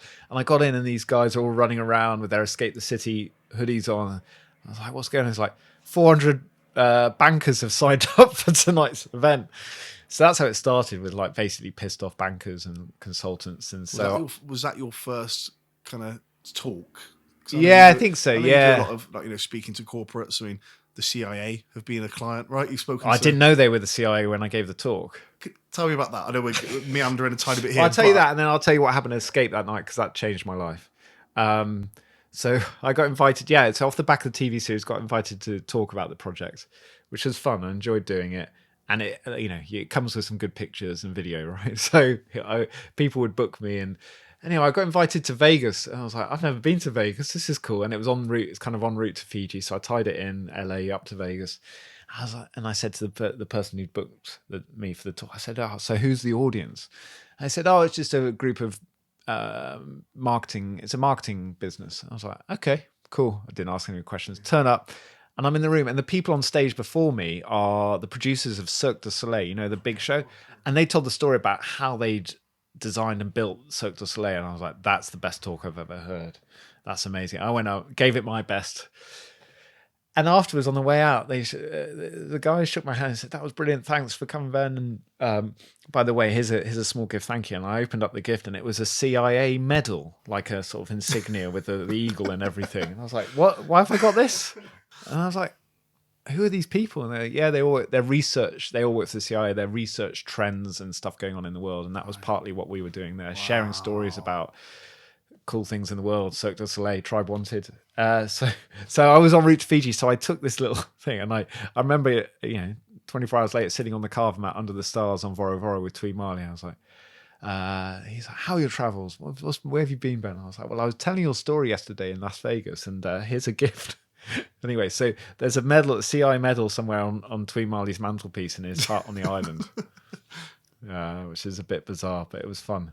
But the Escape the City event was probably more impactful for me. So I went along, and I remember being halfway through this talk on stage, and there was 400 half-pissed, bankers, consultants, and the community just diversified a lot since then. But it was that kind of crowd at the start, and they all want a bet. They want to find something meaningful and exciting. And I was basically showing a glorified gap year, because I was just pictures from Fiji, as far as they were concerned. I was like, and I just felt this feeling as I was doing this talk. I was like, I need to give them something more than come to Fiji. So I remember I had a friend who had set up this football academy in West Africa, in Ghana, Tom Vernon, and we've been supporting each other and following each other's journeys and adventures. And he'd said to me a few weeks before, he said, I'm looking for someone, we're developing beyond the football program, a Paralympic program to support Ghanaian para-athletes to try and get them to the London 2012 Olympics. And I'm looking for someone to help with the operations on this, ideally with connections in London and sport and blah, blah, blah. And I just remember him, I was like, so there might be someone here that this could change their career and life. So I mentioned this job in Ghana, and then carried on with my talk. And afterwards, I had this queue of people coming up. Ben, tell me about the job in Ghana. Do you want to buy the book? Come to Fiji. Tell me about the job in Ghana. Fine. So on behalf of Tom and my mate in Ghana, I interviewed 3 of these people in a pub in London, and made my recommendations and to him on who I thought would be the best candidate, helping my mate out. And then I went back to my work on TribeWanted, and by then we were setting up the second project in Sierra Leone, so I was focusing on West Africa. And I went out there into Freetown, and the adventure we had there was amazing. And about 6 months later, Tom got in touch, and he was in Ghana, which is just, not too far away. He said, Ben, do you remember that person you helped recruit, the development officer for the Paralympic program at Right to Dream? I said, yeah, I do remember meeting her. She was great. He said, well, she's come to Freetown on a UNICEF project, consultancy project. I don't know anyone else there. Can you look out for her? I was like, who was it? Oh, it was her. At what time's the flight? 3 a.m. 6 hours drive from where I am. I'll be there. So she's here. Mother of our children. So Sue's absolutely amazing. So yeah, that was so the lesson, I guess, is going back to this, the night at Escape the City, is like when you feel something, especially with an audience and trying to connect with community and audience, is like lean into it. Absolutely. Because your script might be saying do this, but if you feel they're looking for something else, try and communicate that, because you might end up marrying them. Yeah. So Escape the City, I'll just tell you briefly about that. So Escape the City, then I was like, so that after I met Suze, and we got together sort of 6 months later, I was like, I owe these Escape guys. They've changed my life. And so yeah, when I came, so the TribeWanted projects continue, and we ran one in Sierra Leone, which was really challenging but fantastic. We set up a brilliant venture there. I remember, and we said this earlier, I remember calling journalists and saying, so TribeWanted's back, and oh yeah, cool, yeah. Lots of the same travel editors, and they're like, yeah, Sierra Leone. They're like, why? Why? Yeah, it was a great question. I was so the model was, an Airbnb was taking off by then. I was like, oh, maybe we should just focus on the online stuff, and we could, but that we were in too deep with like our experience of building the physical community in Fiji, and we'd learned so much from it. And we'd had lots of people around the world because of the amazing PR that you'd been generating with Andy. We'd had all these people around the world say, hey, come and do TribeWanted here, partner with us. And the assumption was that we were just like an investor in these local tourism projects. I was like, we got to do the crowdfund first. More embedded than that. Yeah, and the crowdfunding model had helped us take off, but it stuttered afterwards. So it sustained the project, but it hadn't really grown a fund. And maybe I should have, in hindsight, focused more on the business case, but I was so deep in Fiji and everything we were doing there. Anyway, eventually I got an email from someone who said, I really like what you're doing, Ben, the model. I've basically raised some money for a project, similar model, but I need some help in terms of how to deliver it. Would you be interested in having a chat? And I was like, who are you? He's like, oh, I'm called Filippo. I'm an Italian living in New York, and the project is going to be in Sierra Leone in West Africa. I was like, what? Why are you an Italian in New York focusing on Sierra Leone in Africa? Well, I've been making documentaries about impact work around the world, and we just took the Wu-Tang Clan to the diamond mines of Sierra Leone to talk about bling culture. I'm like, I'm in another one of these weird conversations, but this is what happens when you go on these ventures. So I end up in New York, and I'm in the meat packing district drinking a nice bottle of Italian red wine with Filippo. And by the end of the bottle, and I'm telling him all about Fiji, he's telling me all about Sierra Leone, and he's raised this money. And I'm a bit like Tuimali 5 years later, but in a very different circumstances. We shake hands. And then 3 months later, we're on the beach in Sierra Leone, and we build this partner with a community, and we build this project. I mean, the impact of that? Yeah, it was really positive. We were there at a time, so this was 2011 to sort of 13. We were there at a time where Sierra Leone was a decade out of civil war, and so it was in rebuild mode, and there was a lot of positive things happening. It's nice to tell that story in a small, to be a small part of that story. So you know what? It's not kind of child soldiers anymore. Exactly. It's easy to get stuck in that mindset that's what it is, but it was definitely for the adventurous traveler, and we attracted those. Yeah. But it was easy to get to. It still is. Freetown is 7 hours direct flight from London. It's same time zone, pretty much. Not the 2 days travel. No, a lot closer than Fiji. Smaller carbon footprint, and the beaches. So this is the knuckle of West Africa. It's kind of like mountainous. The Sierra, the mountains. The Portuguese named it Sierra Leoa, which is lion mountains. So they heard lions in the mountains. What they actually heard, this is the Portuguese colonialists. What they actually heard was the thunder. So it has a lot of because of these mountains. So it's not a very mountainous coast, but Sierra Leone is. And then beyond the mountains are these incredible white sanded beaches that go on for 50 kilometers. So that we got there, and we're like, wow. So it was a good time because the country was they were like partying on the beaches. They were like enjoying their football. They were attracting eco-tourists like us. And it was a fun time to be there. Sadly, like a lot of these regions of the world, they're cursed with like all sorts of challenges. And Sierra Leone had Ebola like 3 years later. Quite hard to sell holidays there pre-Ebola. Damn near impossible. Yeah, but we gave it a go, and it still operates as a local tourism project. Right. Yeah. Nice. So where does Rebel Book Club come in? So I went back. So after Sierra Leone, I was having that moment where I was kind of like, TribeWanted has been great. And then Filippo, my business partner, then was saying, I'm going to set up a project in Umbria in Italy. Great. And he led on that, and I supported it. And that was really good as well.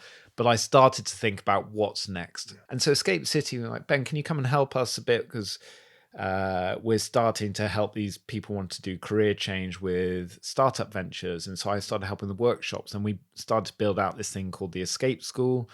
And in basically a couple of years, I ended up starting to do a lot more work there. And then my family, we got married and we had Isla. And so our family, suddenly I was like, oh my God, I've got this whole new thing to focus on, and financial responsibility for family. And so I was into my next phase of life. I was like, okay, and Escape was saying, please, can you come and help us build? And it wasn't my business, but I was like, I can earn money from this. And this is a fantastic community. TribeWanted can still operate sustainably. So I got into Escape the City, and we built something called the Escape School, which was essentially helping all these frustrated people in their kind of quarter life, 25 to 35-year-olds who are like, I want to change careers and do something more meaningful, entrepreneurial, adventurous, impactful, and we'd help them with that career change. We ran these accelerator programs. We had thousands of people go through it. It was amazing. What are the common things that these people come up against that they need just that extra bit of support to? So it's classic, Rich. They all come in and they say we call them blockers, right? What's stopping you? Because your story is amazing. The fact you overcome all those challenges to do what you've done in your life. A lot of these people had come from more privileged backgrounds, although not all of them, and they were blocked. And we were like, "You're okay. You can do this stuff. I've done it, and there lots of us have done it." But actually, it came down to the sort of they would say I haven't got the time or the money. I'm working hard, and I need to raise all this money if I'm going to launch my next career. Actually, what really blocked them was not those practical things. It was psychological things. It was imposter syndrome, fear of failure, reputational damage, career. What if I step off the ladder?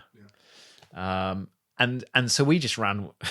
We persuaded them all through the workshops and the community building, and a lot of it was about start small, start on the side, come here on Wednesday nights and Saturdays, and we built these programs. And people, but what we learned, and we did a big study with about 2,000 in depth with about 2,000 of the Escape City members about their journeys. And so there was these 5 things that we would measure, which were things like mastery of skills, fulfillment, health and well-being, personal growth, and then it was financial security. And if you looked at the graph, I can share the graph with you. 2,000 people pre-escape when they felt frustrated, post-escape when they felt fulfilled and they were into something new. This took between 1 and 2 years on average for most people, however they define those 2 things. The graph, they went up on all those things, up. Everything was better. What about money? That's always the question. What about the money? How they felt, not what the numbers said, how they felt about financial security was the same level before and after their escape.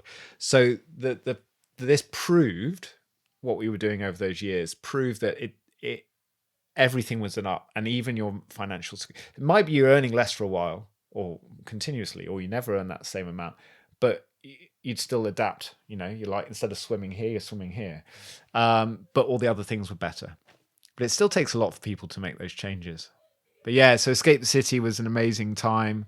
And then that led for me to start this little fun project called Rebel Book Club. And Rebel Book Club began with the idea that we just don't bloody finish books, do we? So lots of people, it's all non-fiction. Yes. Yeah. So tell me, who was it that you kind of had this conversation with? You were sat down and you thought, this isn't, why am I not finishing a book? Yeah, I was in, this is going to sound really cliche, like I just live on islands, but I was in Bali and I was running a startup program for kind of mix of Escape City, TribeWanted crowd. And really it was an excuse for, after being in London for 3 years, to go and do something adventurous again. So Suze, my wife, and I, and Isla, who was just about to turn 1, we were like, let's go and do our first little family adventure. So I went to Bali in January and I was like, who wants to come? And I ran I was confident by then. I was like, here you go. You can all pay $500 and I'll help you. I'll run a program during the winter in Bali and I'll set up. Anyway, so there's a little tourism project out there. How many people ended up? I think we had about 100 people there over 3 months. Yeah. So it was a kind of a mini TribeWanted escape. But anyway, so that sustained that trip for us and built a little community. How did you there. promote that, just out of interest? Just by then it was my network. Yeah. And I've never been like a big social media influencer, but I had good networks, partnerships. So I could always, and if you're offering them something of value through those networks, you'll get a response like I'm doing now with a new project. Anyway, so we ended up in Bali and we went out. We had a dinner where we went out and with a group, and this is my idea of a fun night, which it might be for you, it might not be for others. But we'd go around the table and it's like, right, share an idea. If you would love to get an idea out into the world, what would it be? And we were, and everyone come with at least one, and then we'd have a round of drinks, and then we'd have, right, we can do another. And people are like, I've only come with one idea. So we get around, and by the time you've been like a few drinks, and then like people are making up ideas, and I'm just sitting at the end of the table writing a spreadsheet with all these names and ideas. Anyway, the next day I look at the spreadsheet. There's a lot of chaos in there. And there was one that was like, it's another Ben. Ben had written, I struggle to finish books, non-fiction books. I've got loads on my Kindle, 20% read. I'd love to try and do this better. I was like, I've got this problem, big problem. The Japanese actually have a name for it. It's called Sundoku, which is this kind of growing pile of books on your bedside table or on your Kindle, wherever it is. Essentially, and I think a lot of us do have this problem, curiously minded people. Your sort of thirst for knowledge and your ability to buy books is great. Then you're disciplined to read them. And we live in a digital age, distracted age. So we didn't. The great thing about Rebel Book Club was it was never an ambitious project. In contrast to TribeWanted and Escape the City, it was like, this is something we just want to fix, me and my mate. But at my thing to him was like, we should always invite others in, not just do it ourselves. And so we did a little pilot there, and we called it Rebel Book Club. The Rebel was like, can we finish the book? And can we do something with the learning rather than just put it back on the shelf and annoy people by recommending books to them? So yeah, we did that for a month, and that was fun in Bali. And then we came back to London. I said, Ben, should we do it in London?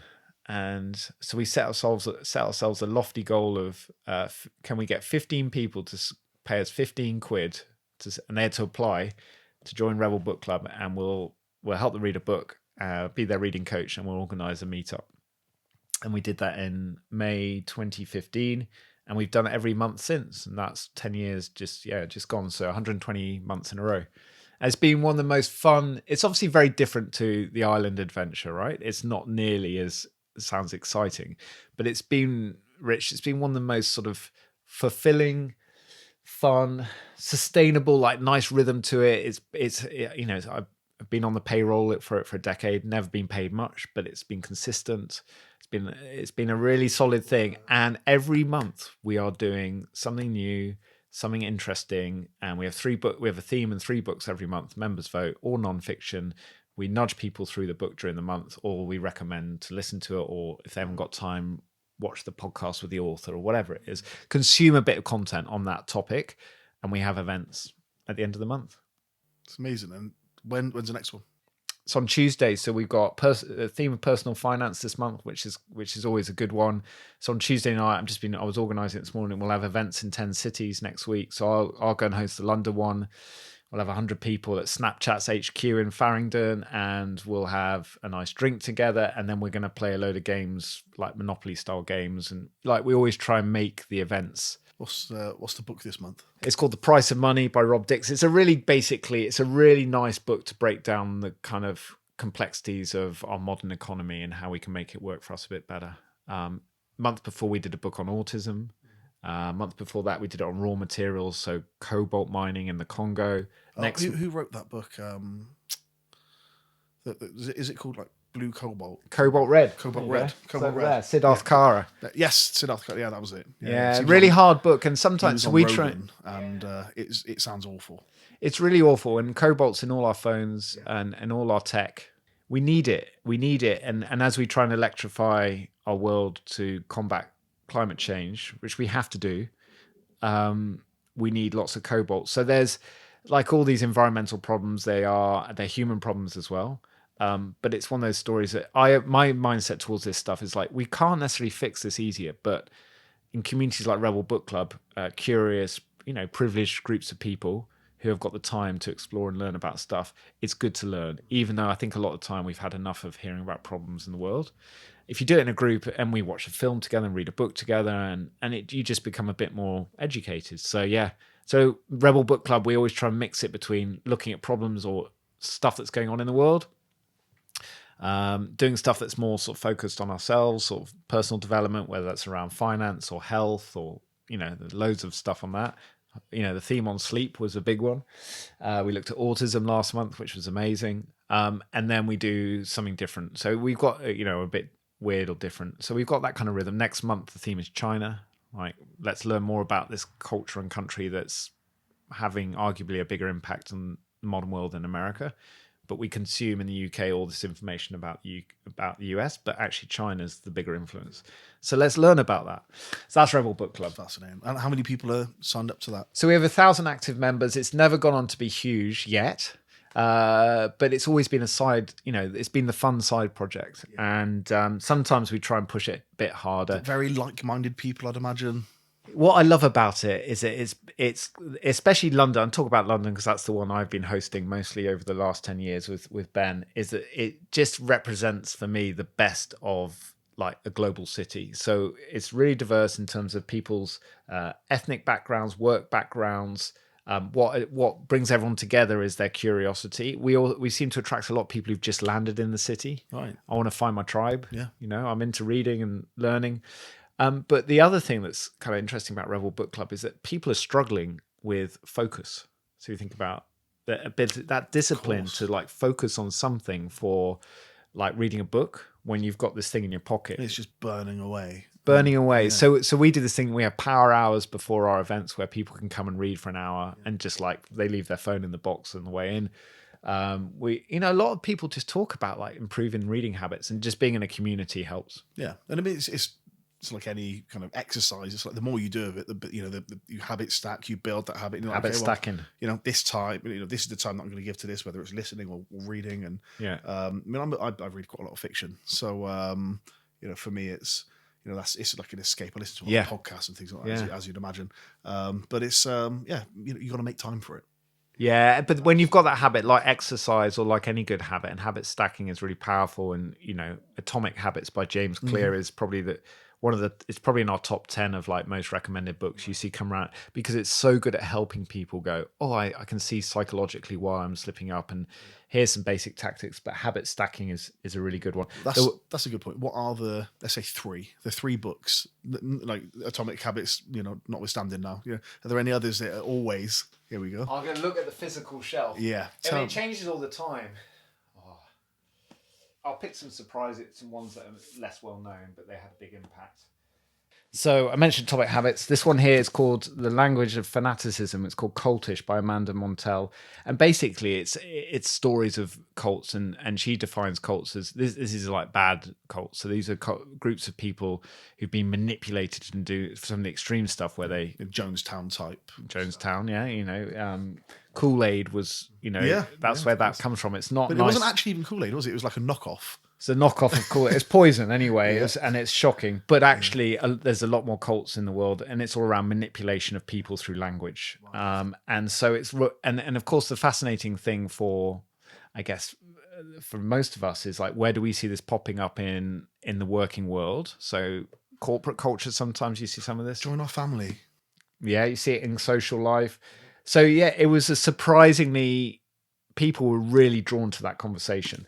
The second book I was going to mention is Invisible Women by Caroline Criado Perez, just because this is a tech book about injustice. Basically. I've heard amazing things about this, about the way that things are designed. I've not actually read it, but the way that the world's not necessarily designed with women in mind. It isn't. And so you think you're going to read about, and there is in here, smartphones and the fact that they're too big, iPhones being, and lots of other tech. From dangerous stuff like airbags and cars, and all being designed by men all the way through. But she kicks off with like sanitation in India, and the fact that the whole of society is basically out there. One of the big issues in society is because the money that men handle at a kind of regional political level that's supposed to go into sanitation doesn't get there because it's corrupt, and therefore a lot of women remain in poverty. It's like when people bring data, it's a bit like factfulness. Bring data into life. So Invisible Women, and then probably everyone loves a thriller, right? This is the startup book that we've read quite a few books about startups going wrong, and this is the one that's probably stuck with people the most. So Bad Blood, Secrets of Lies in Silicon Valley Startups. So Elizabeth Holmes started Theranos, which was this promise of like, you're going to do a blood take a blood, prick your finger, and that go into your local pharmacy, and you're going to get all the results you need. And she basically, it's this fascinating story of like, she got all these big investors, US politicians on board, backing her, building all that credibility. And unlike TribeWanted.com, it was a scam. It was a scam. And I mean, she did a fantastic job from a branding perspective. Everything from the way she dressed to the way she spoke, and you've no doubt heard her real voice. And all those watch things. the Apple series; it's amazing. I can't remember. I've definitely seen a documentary on it. I've not read the book. The book is brilliant. And actually, the journalists who write these investigations, we've read a few of them. They're brave people because the risk you have to take real risk to. You're fighting a potential. At that point, billions in investment. This enormous thing that so many people have pinned their financial and otherwise hopes to. Yeah, and she's gonna come. She's gonna come at you. She is. So Rebel Book Club, we do read the classic kind of personal development and productivity books because they are helpful when they're well. When they're written well, they're really valuable and you read them at the right time. But we tend to go for more of those stories and books that are a little different way of looking at the world, and often meet the authors, which is amazing. You do. Wow. Not always, but we try. And then from Rebel Book Club, you're now involved in a company called RAAISE, and that's RAAISE with RAAISE. Yeah, say it in an Aussie accent, Rich. RAAISE. Yeah, that's it. We're Australian. All right. So, what's RAAISE doing? So RAAISE came about. Actually, it all goes back to the TribeWanted days. So two people. I kept on going to these travel and tourism awards and events while I was doing TribeWanted, and I kept on seeing the same person, Amy Carter-James, picking up awards for responsible tourism. I was like, what's Amy Carter-James doing that we're not, or what can we learn from Amy? And so I got to know Amy, and her and her husband Neil had left the UK in their 20s, and they'd gone to Mozambique, and they built this ecotourism project in a really remote area called Galudu, and they'd done an amazing job at following the UN development goals. Their small, higher end project, which is why the business model worked a bit better, honeymoon type villas on the beach, had supported over 60,000 people through the local charity in terms of in a very poor region. So basically it was like a case study in like responsible tourism, hence all the awards. And I got to know Amy and Neil in the circuit, and I was like, they became friends. And then they eventually had to shut that project down in 2019, or it didn't shut it down, it was destroyed in a cyclone. And because extreme weather in that region of the world getting worse, and there was fossil gas off the coast, so there was a sort of political instability. So the whole region was like, couldn't do tourism there anymore. They moved to Australia, and we reconnected. And they're like, Ben, we're going to raise a fund for future of tourism focusing on climate change, because all this good work that projects like theirs have done, and there's thousands of others, it didn't really matter because climate change was the elephant in the room. So we need to focus on this. And so they set up a fund to raise a fund in January 2020. And in March, COVID happened, and no one was going to put $1 into the future of tourism.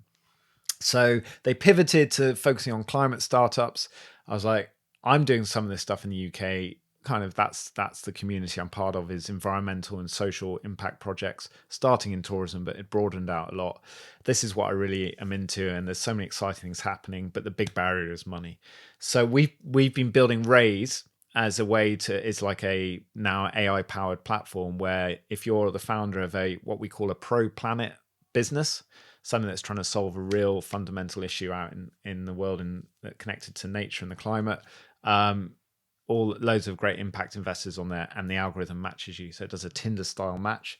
Okay. And so what kind of level funding are we talking? From pre-seed, so a lot of kind of those ones that have come out of brilliant universities, STEM sort of places like Imperial and UCL and so on, all the way through to, we've done a few Series A now. Okay. So we're not so we're talking tens of thousands to million? Well, the lowest, smallest round that we've been part of is that's sort of £250,000, right, and the highest is around 10 million. So we're not doing the whole deals, but we're helping with the matching and making that, because fundraising, as I'm sure many people know, is a painful and risky journey, and it's really hard anytime, but especially now in this space in impact business, it's quite hard because of global politics and all this sort of stuff.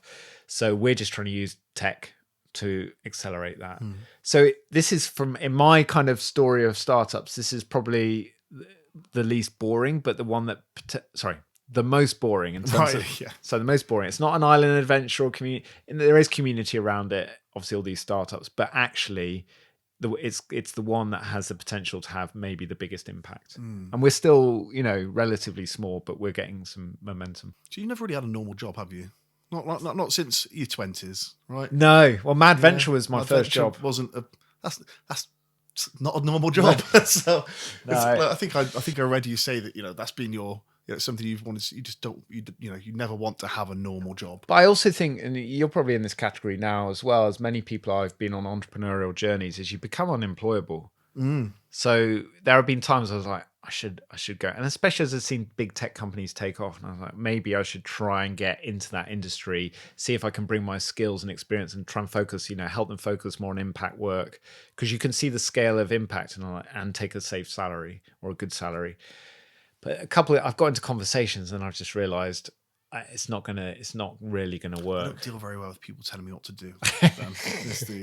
It's what I realise. I'm super happy to collaborate, and but as soon as somebody says, right, so Rich, you do that, I'm like, how about I don't? How about And intentional life design, being able to say, and I get that not everyone can do this, but if you get yourself into position in life, or you've got a great setup, to be able to say, oh, this is what matters, and then what's the business model, and then who do I want to work with? It's possible. Essentially, there you go. I mean, it's essentially what I'm doing with this is building something that I'm passionate about, that has a purpose. Again, community being a big part of it. Possibilists, let's bring people together for good reasons. Maybe there is some good that can come out of some recent sadnesses. It's hard to see that even now, 5-6 months on from my brother taking his own life. It's hard to see it, but I'm like, well, I wasn't just chasing money before, but you get to a point where if you're not super passionate about something, it becomes about paying your team's wages. So, you've got a baseline that you need to hit every month. And of course you're doing that. And then, and then it's like, well, if I'm not passionate about this and I'm not passionate about growth, then what am I doing? So passion and purpose is it's almost a dirty word, I think, for us as Brits. We're like, how dare you? Who do you think you are? But, I just said, well, I'll work out commercials. I'll probably do this quite out loud. I've never really been a TikTok, Instagram guy, but I think I'm going to do quite a lot to camera. This is my day job. This is what I do. So I'm still working this out. Then people might come forward and say, "Hey, Rich, do you know there's this opportunity? These are different ways to to do this and monetize and all those good things." And I'm very aware of what's already out there, monetized on a handful of platforms already. But we'll see. You never know.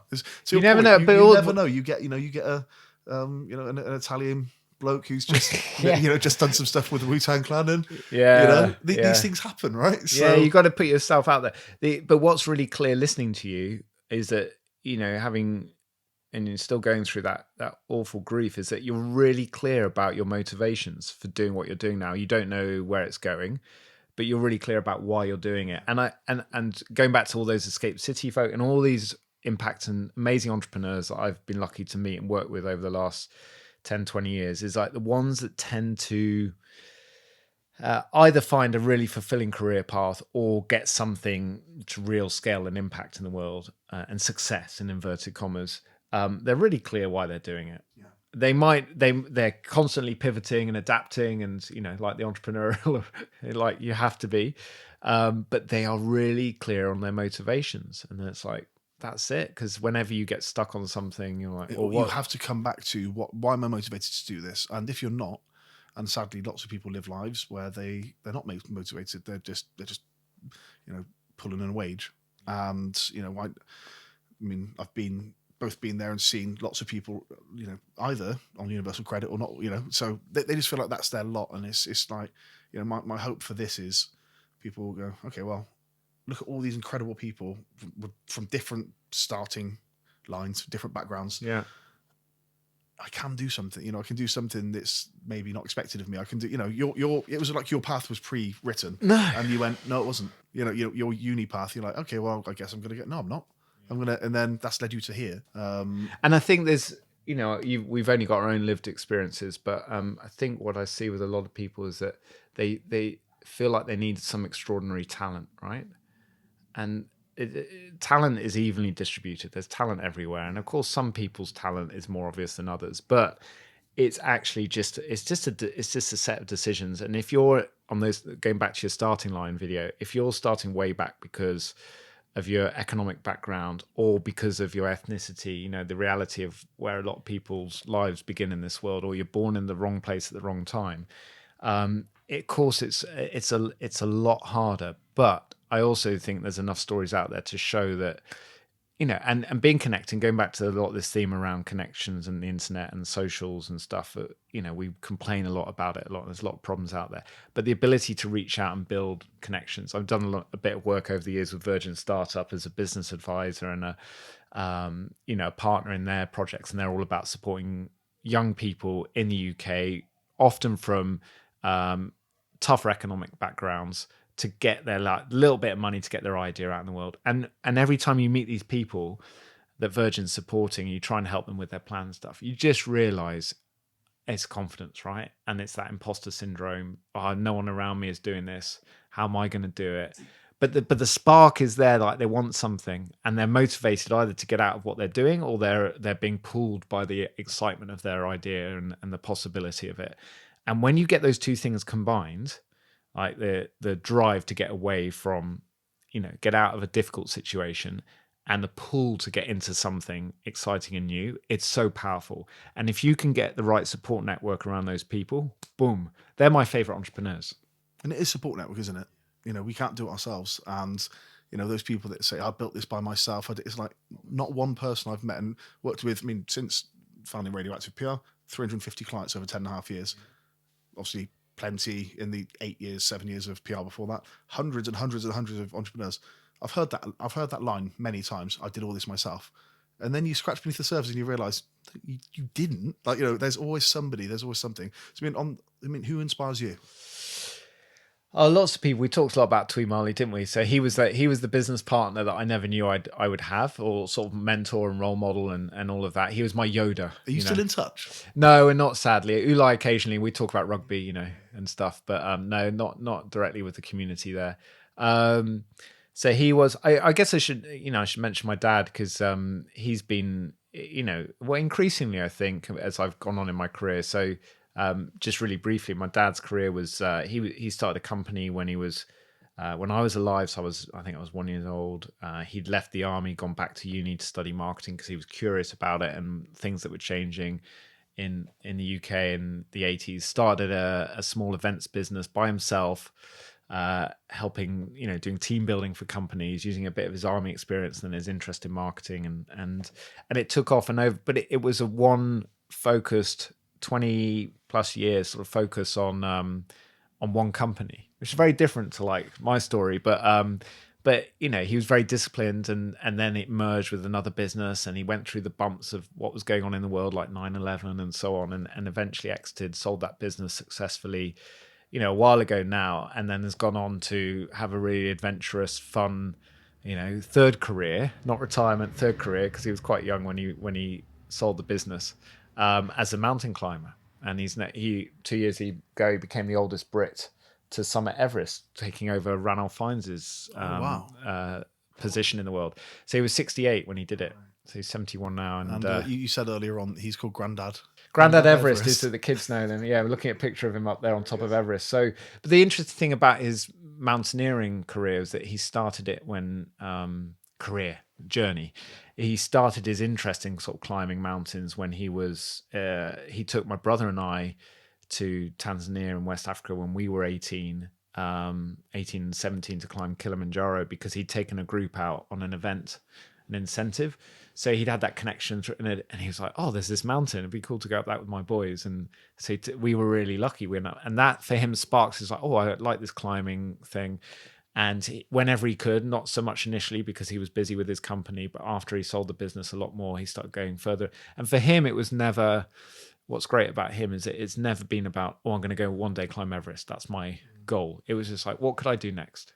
Or maybe I could go a bit higher. Maybe I could learn more about this. And as he's got older, he's had to adapt how he stays fit and strong, because you lose your strength as you age. And he's got a great trainer personal trainer in Exeter, down on the quay, that's just been this young guy. He's just like, right, I'll work with you, Graham, for the few years that you need me to help you get to the next level. And then Everest came into view as he started to get a bit more confident at high altitude, and he had to go with a great team, and he did it. And and he's doing some fun of this. So he's had a big influence on me and the family in terms of just going out into the world and making the most of it. I think it's worth saying as well that you mentioned that he and your mum split when you were quite young. How old were you? I was like 4 or 5. 4 or 5. So you don't remember the split No, presumably much. Did that? Do you feel like that impacted you in any kind of way, career wise, or what's important to you?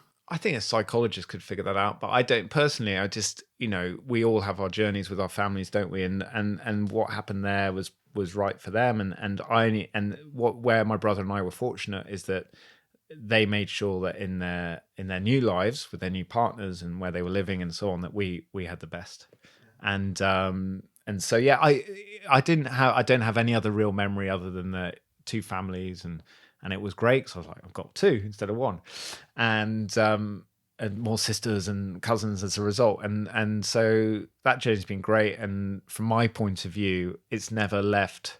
I mean, there's always internal traumas with a small T or a big T, but it's never felt like it shaped me in a negative way. But yeah, it's part of the journey. Do you feel like you've made it? No.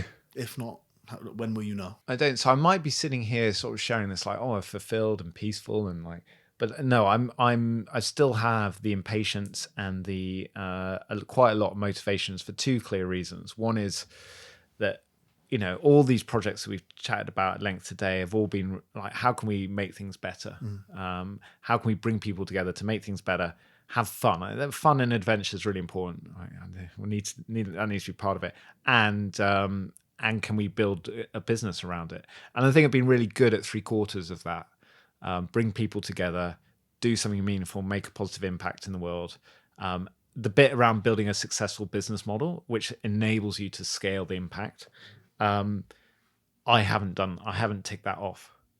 So that's something you're still like, I still need to, like with impact, with community, with the, I still need to tick that business model. Yeah, and I just really the deeper motivation is because I want to have a bigger positive impact, and I've had this privileged life, or feels like it, and I just want to make the most of that. And also, it's just like if you can't focus your time on solving or trying to play a part in solving one of the thousands of big problems that exist in the world, then what's the point? And also that's where you're going to get the biggest return on investment. But to get to scale, you need to have better business models. And I've seen so many, and I work with RAAISE especially, with so many fantastic entrepreneurs who've taken these ideas to scale, and they inspire me because I'm like, I'm going to do that. And you look at ventures like Octopus in the UK, and there's just so many great things. So I'm actually the sort of latest venture that's really happening right now, Rich, is just in the last few months, is obviously we're now living with this in this new kind of super tech toolkit powered by AI, and it's just landed in our laps in the last couple of years, and we're all trying to figure it out. A lot of us are just feeling like don't want anything to do with it because it's overwhelming and it's too much. But the reality in my mindset increasingly has become is like, this is an amazing opportunity to try and accelerate some of these climate and nature ventures and social impact ventures, and education and all sorts of the big problems that we see in the world. And yes, AI is coming with a bunch of risks and challenges, but it's here. We're not going to do anything about it. It's here, yeah. I'm exactly the same as you. I think you've got to look positively at that. Not everything, but certainly at this. What's the opportunity here? The way I was using it in the business in various ways, I use it for this in various ways, and is that Superfly? Yeah, so Superfly is just like the beginning of, we'll see when we look back on this recording, but where it goes, but it's the beginning of a potential new venture, which is over the last, I've been talking about AI for good and like giving examples of amazing examples in conservation and marine science and so on, where AI is being used in mapping and all sorts of things, weather, to help these projects scale up. And it's really exciting. And then I keep talking to all these impact entrepreneurs, and they're like, Ben, it's great. All these stories are great. They're inspiring, but how do we do it? I'm like, okay. And so I ran some workshops with an AI builder in the spring. Shen Solon. She's amazing. And she's just like, basically, right, here's how you build an agent. Here's how you build a teammate. Here's how you build an app in 20 minutes. And I was like, oh, this feels like startup school on steroids. It's incredible, isn't it? So I went back to my little network and said, would anyone be interested in joining a cohort over at summer school? And one other guy joined in. Henry's a great teacher and startup teacher. So the three of us put this out there, and we sold 25 places at 500 quid like in a week. And we're now in week 4 of 6 of that. We sold the second cohort. Then we've got a couple of consultancy jobs where we've been helping organizations with some of their sustainability work using AI that's saving them money. So this thing is suddenly, there's a big opportunity here around education and basically getting people to build with these tools for stuff that matters in the world. So yeah, watch this space. Do you think it reduces the potential for community or increases it? We've got to wrap the podcast at some point, Rich. That's like another good question.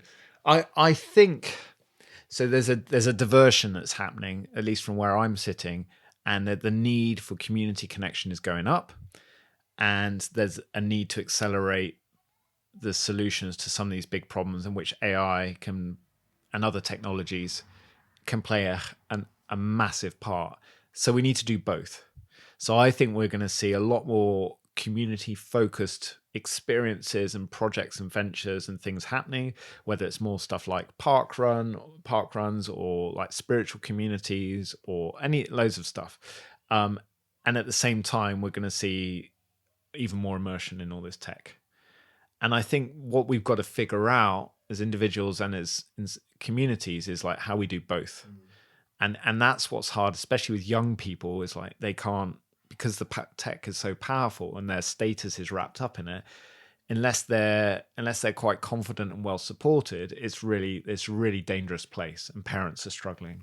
And vulnerable it's a really tough landscape. If you're a young woman, it's really vulnerable. And my daughters aren't quite there, but we're keeping the smartphones Jonathan away Haidt, from them. You must have read The Anxious. I had The Anxious Generation. I had Zach Rausch, his lead researcher, on last series, and so we talked at length about the Anxious Generation, their findings. And obviously, I'm a parent of 3 daughters, one of which is a teenager and massively impacted by these things. I wouldn't want to be a teenage girl specifically, particularly at this time of technology. So I don't think I'd want to be a teenager at this time of technology. There's so many unknowns, and it feels like the Wild West. Like we don't understand it. We're struggling to manage it in our lives, and yet here we are. I'm our lovely little country life here with my kids in the summer holidays, but they see me all day sitting on a machine, and I go out and play sport with them, and we do all sorts of fun stuff here, and but they see me spend the majority of my time sitting at a machine or on my phone, and you can't. I don't know the answer to that question, but what's clear is that we humans will always need community. We talked about that. That's going to go up. The demand for that's going to go up. Organized religion is sort of been breaking down. The need for community, technology is a push.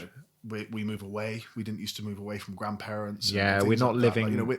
We're ever more siloed. Parenting, lives. even as middle class parents, is hard work. I've people who don't have like resources at all are really, must be really hard. And we can see in the UK how many things are breaking. But that's where I come back, sort of like think about what's possible.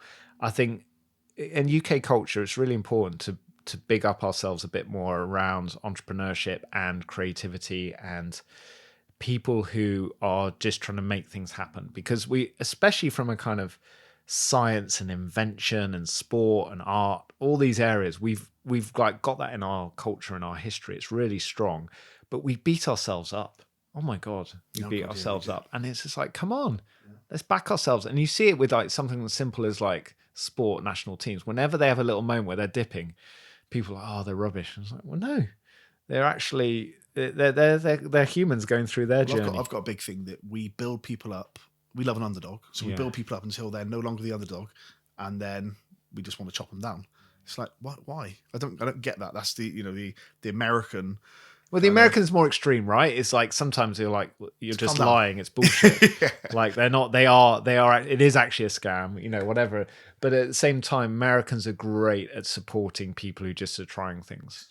Yeah. But we've got brilliant entrepreneurs and people, and actually the diversity of of entrepreneurship is there. I mean, one of the things I'm trying to focus on at RAAISE is getting more money into female-led impact startups, and only 2% of funding still goes to women and people from diverse backgrounds. So that start line analogy in terms of funding is ridiculously low. That's crazy. Yeah, I had so no idea it was that low. because the investment community is run by middle-aged white men.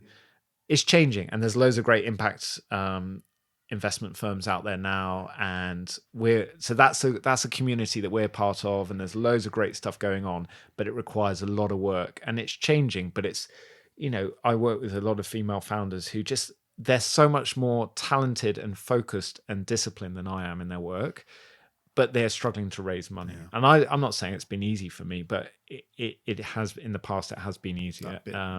So that's a shift we have to focus on. And if we get more money, it's like with 12-year-old girls in the world. When 12-year-old girls around the world are able to decide about their education, like, I'm going to stay in school. Remember Malala? I'm going to stay in school and take control of get an education, and then choose when to have a family. Then the whole of society basically is in a better place, as well as it being morally right.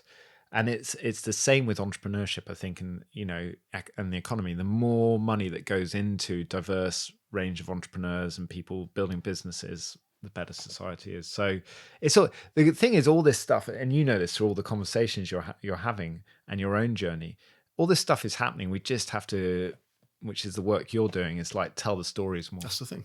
Yeah, find the people, tell the stories. To wrap it up, finish a sentence for me. Anything is possible if...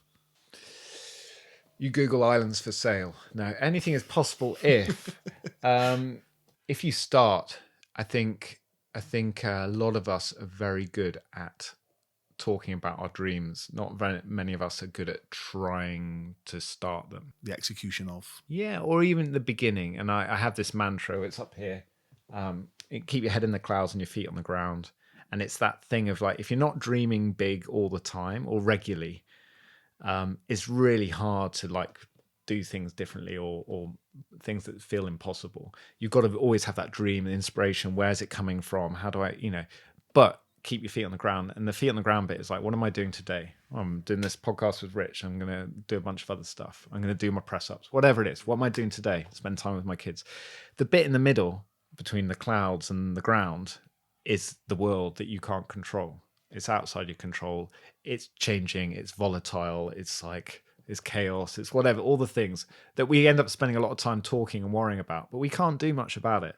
So that classic sort of stoicism is like, what can I do? Yeah. Well, I can do my press ups. I can reach out to my next podcast guest or try and raise that money for that next startup. And I can stay focused on the dream. So yeah, it's just start. Just try something as small, and young people are good at this.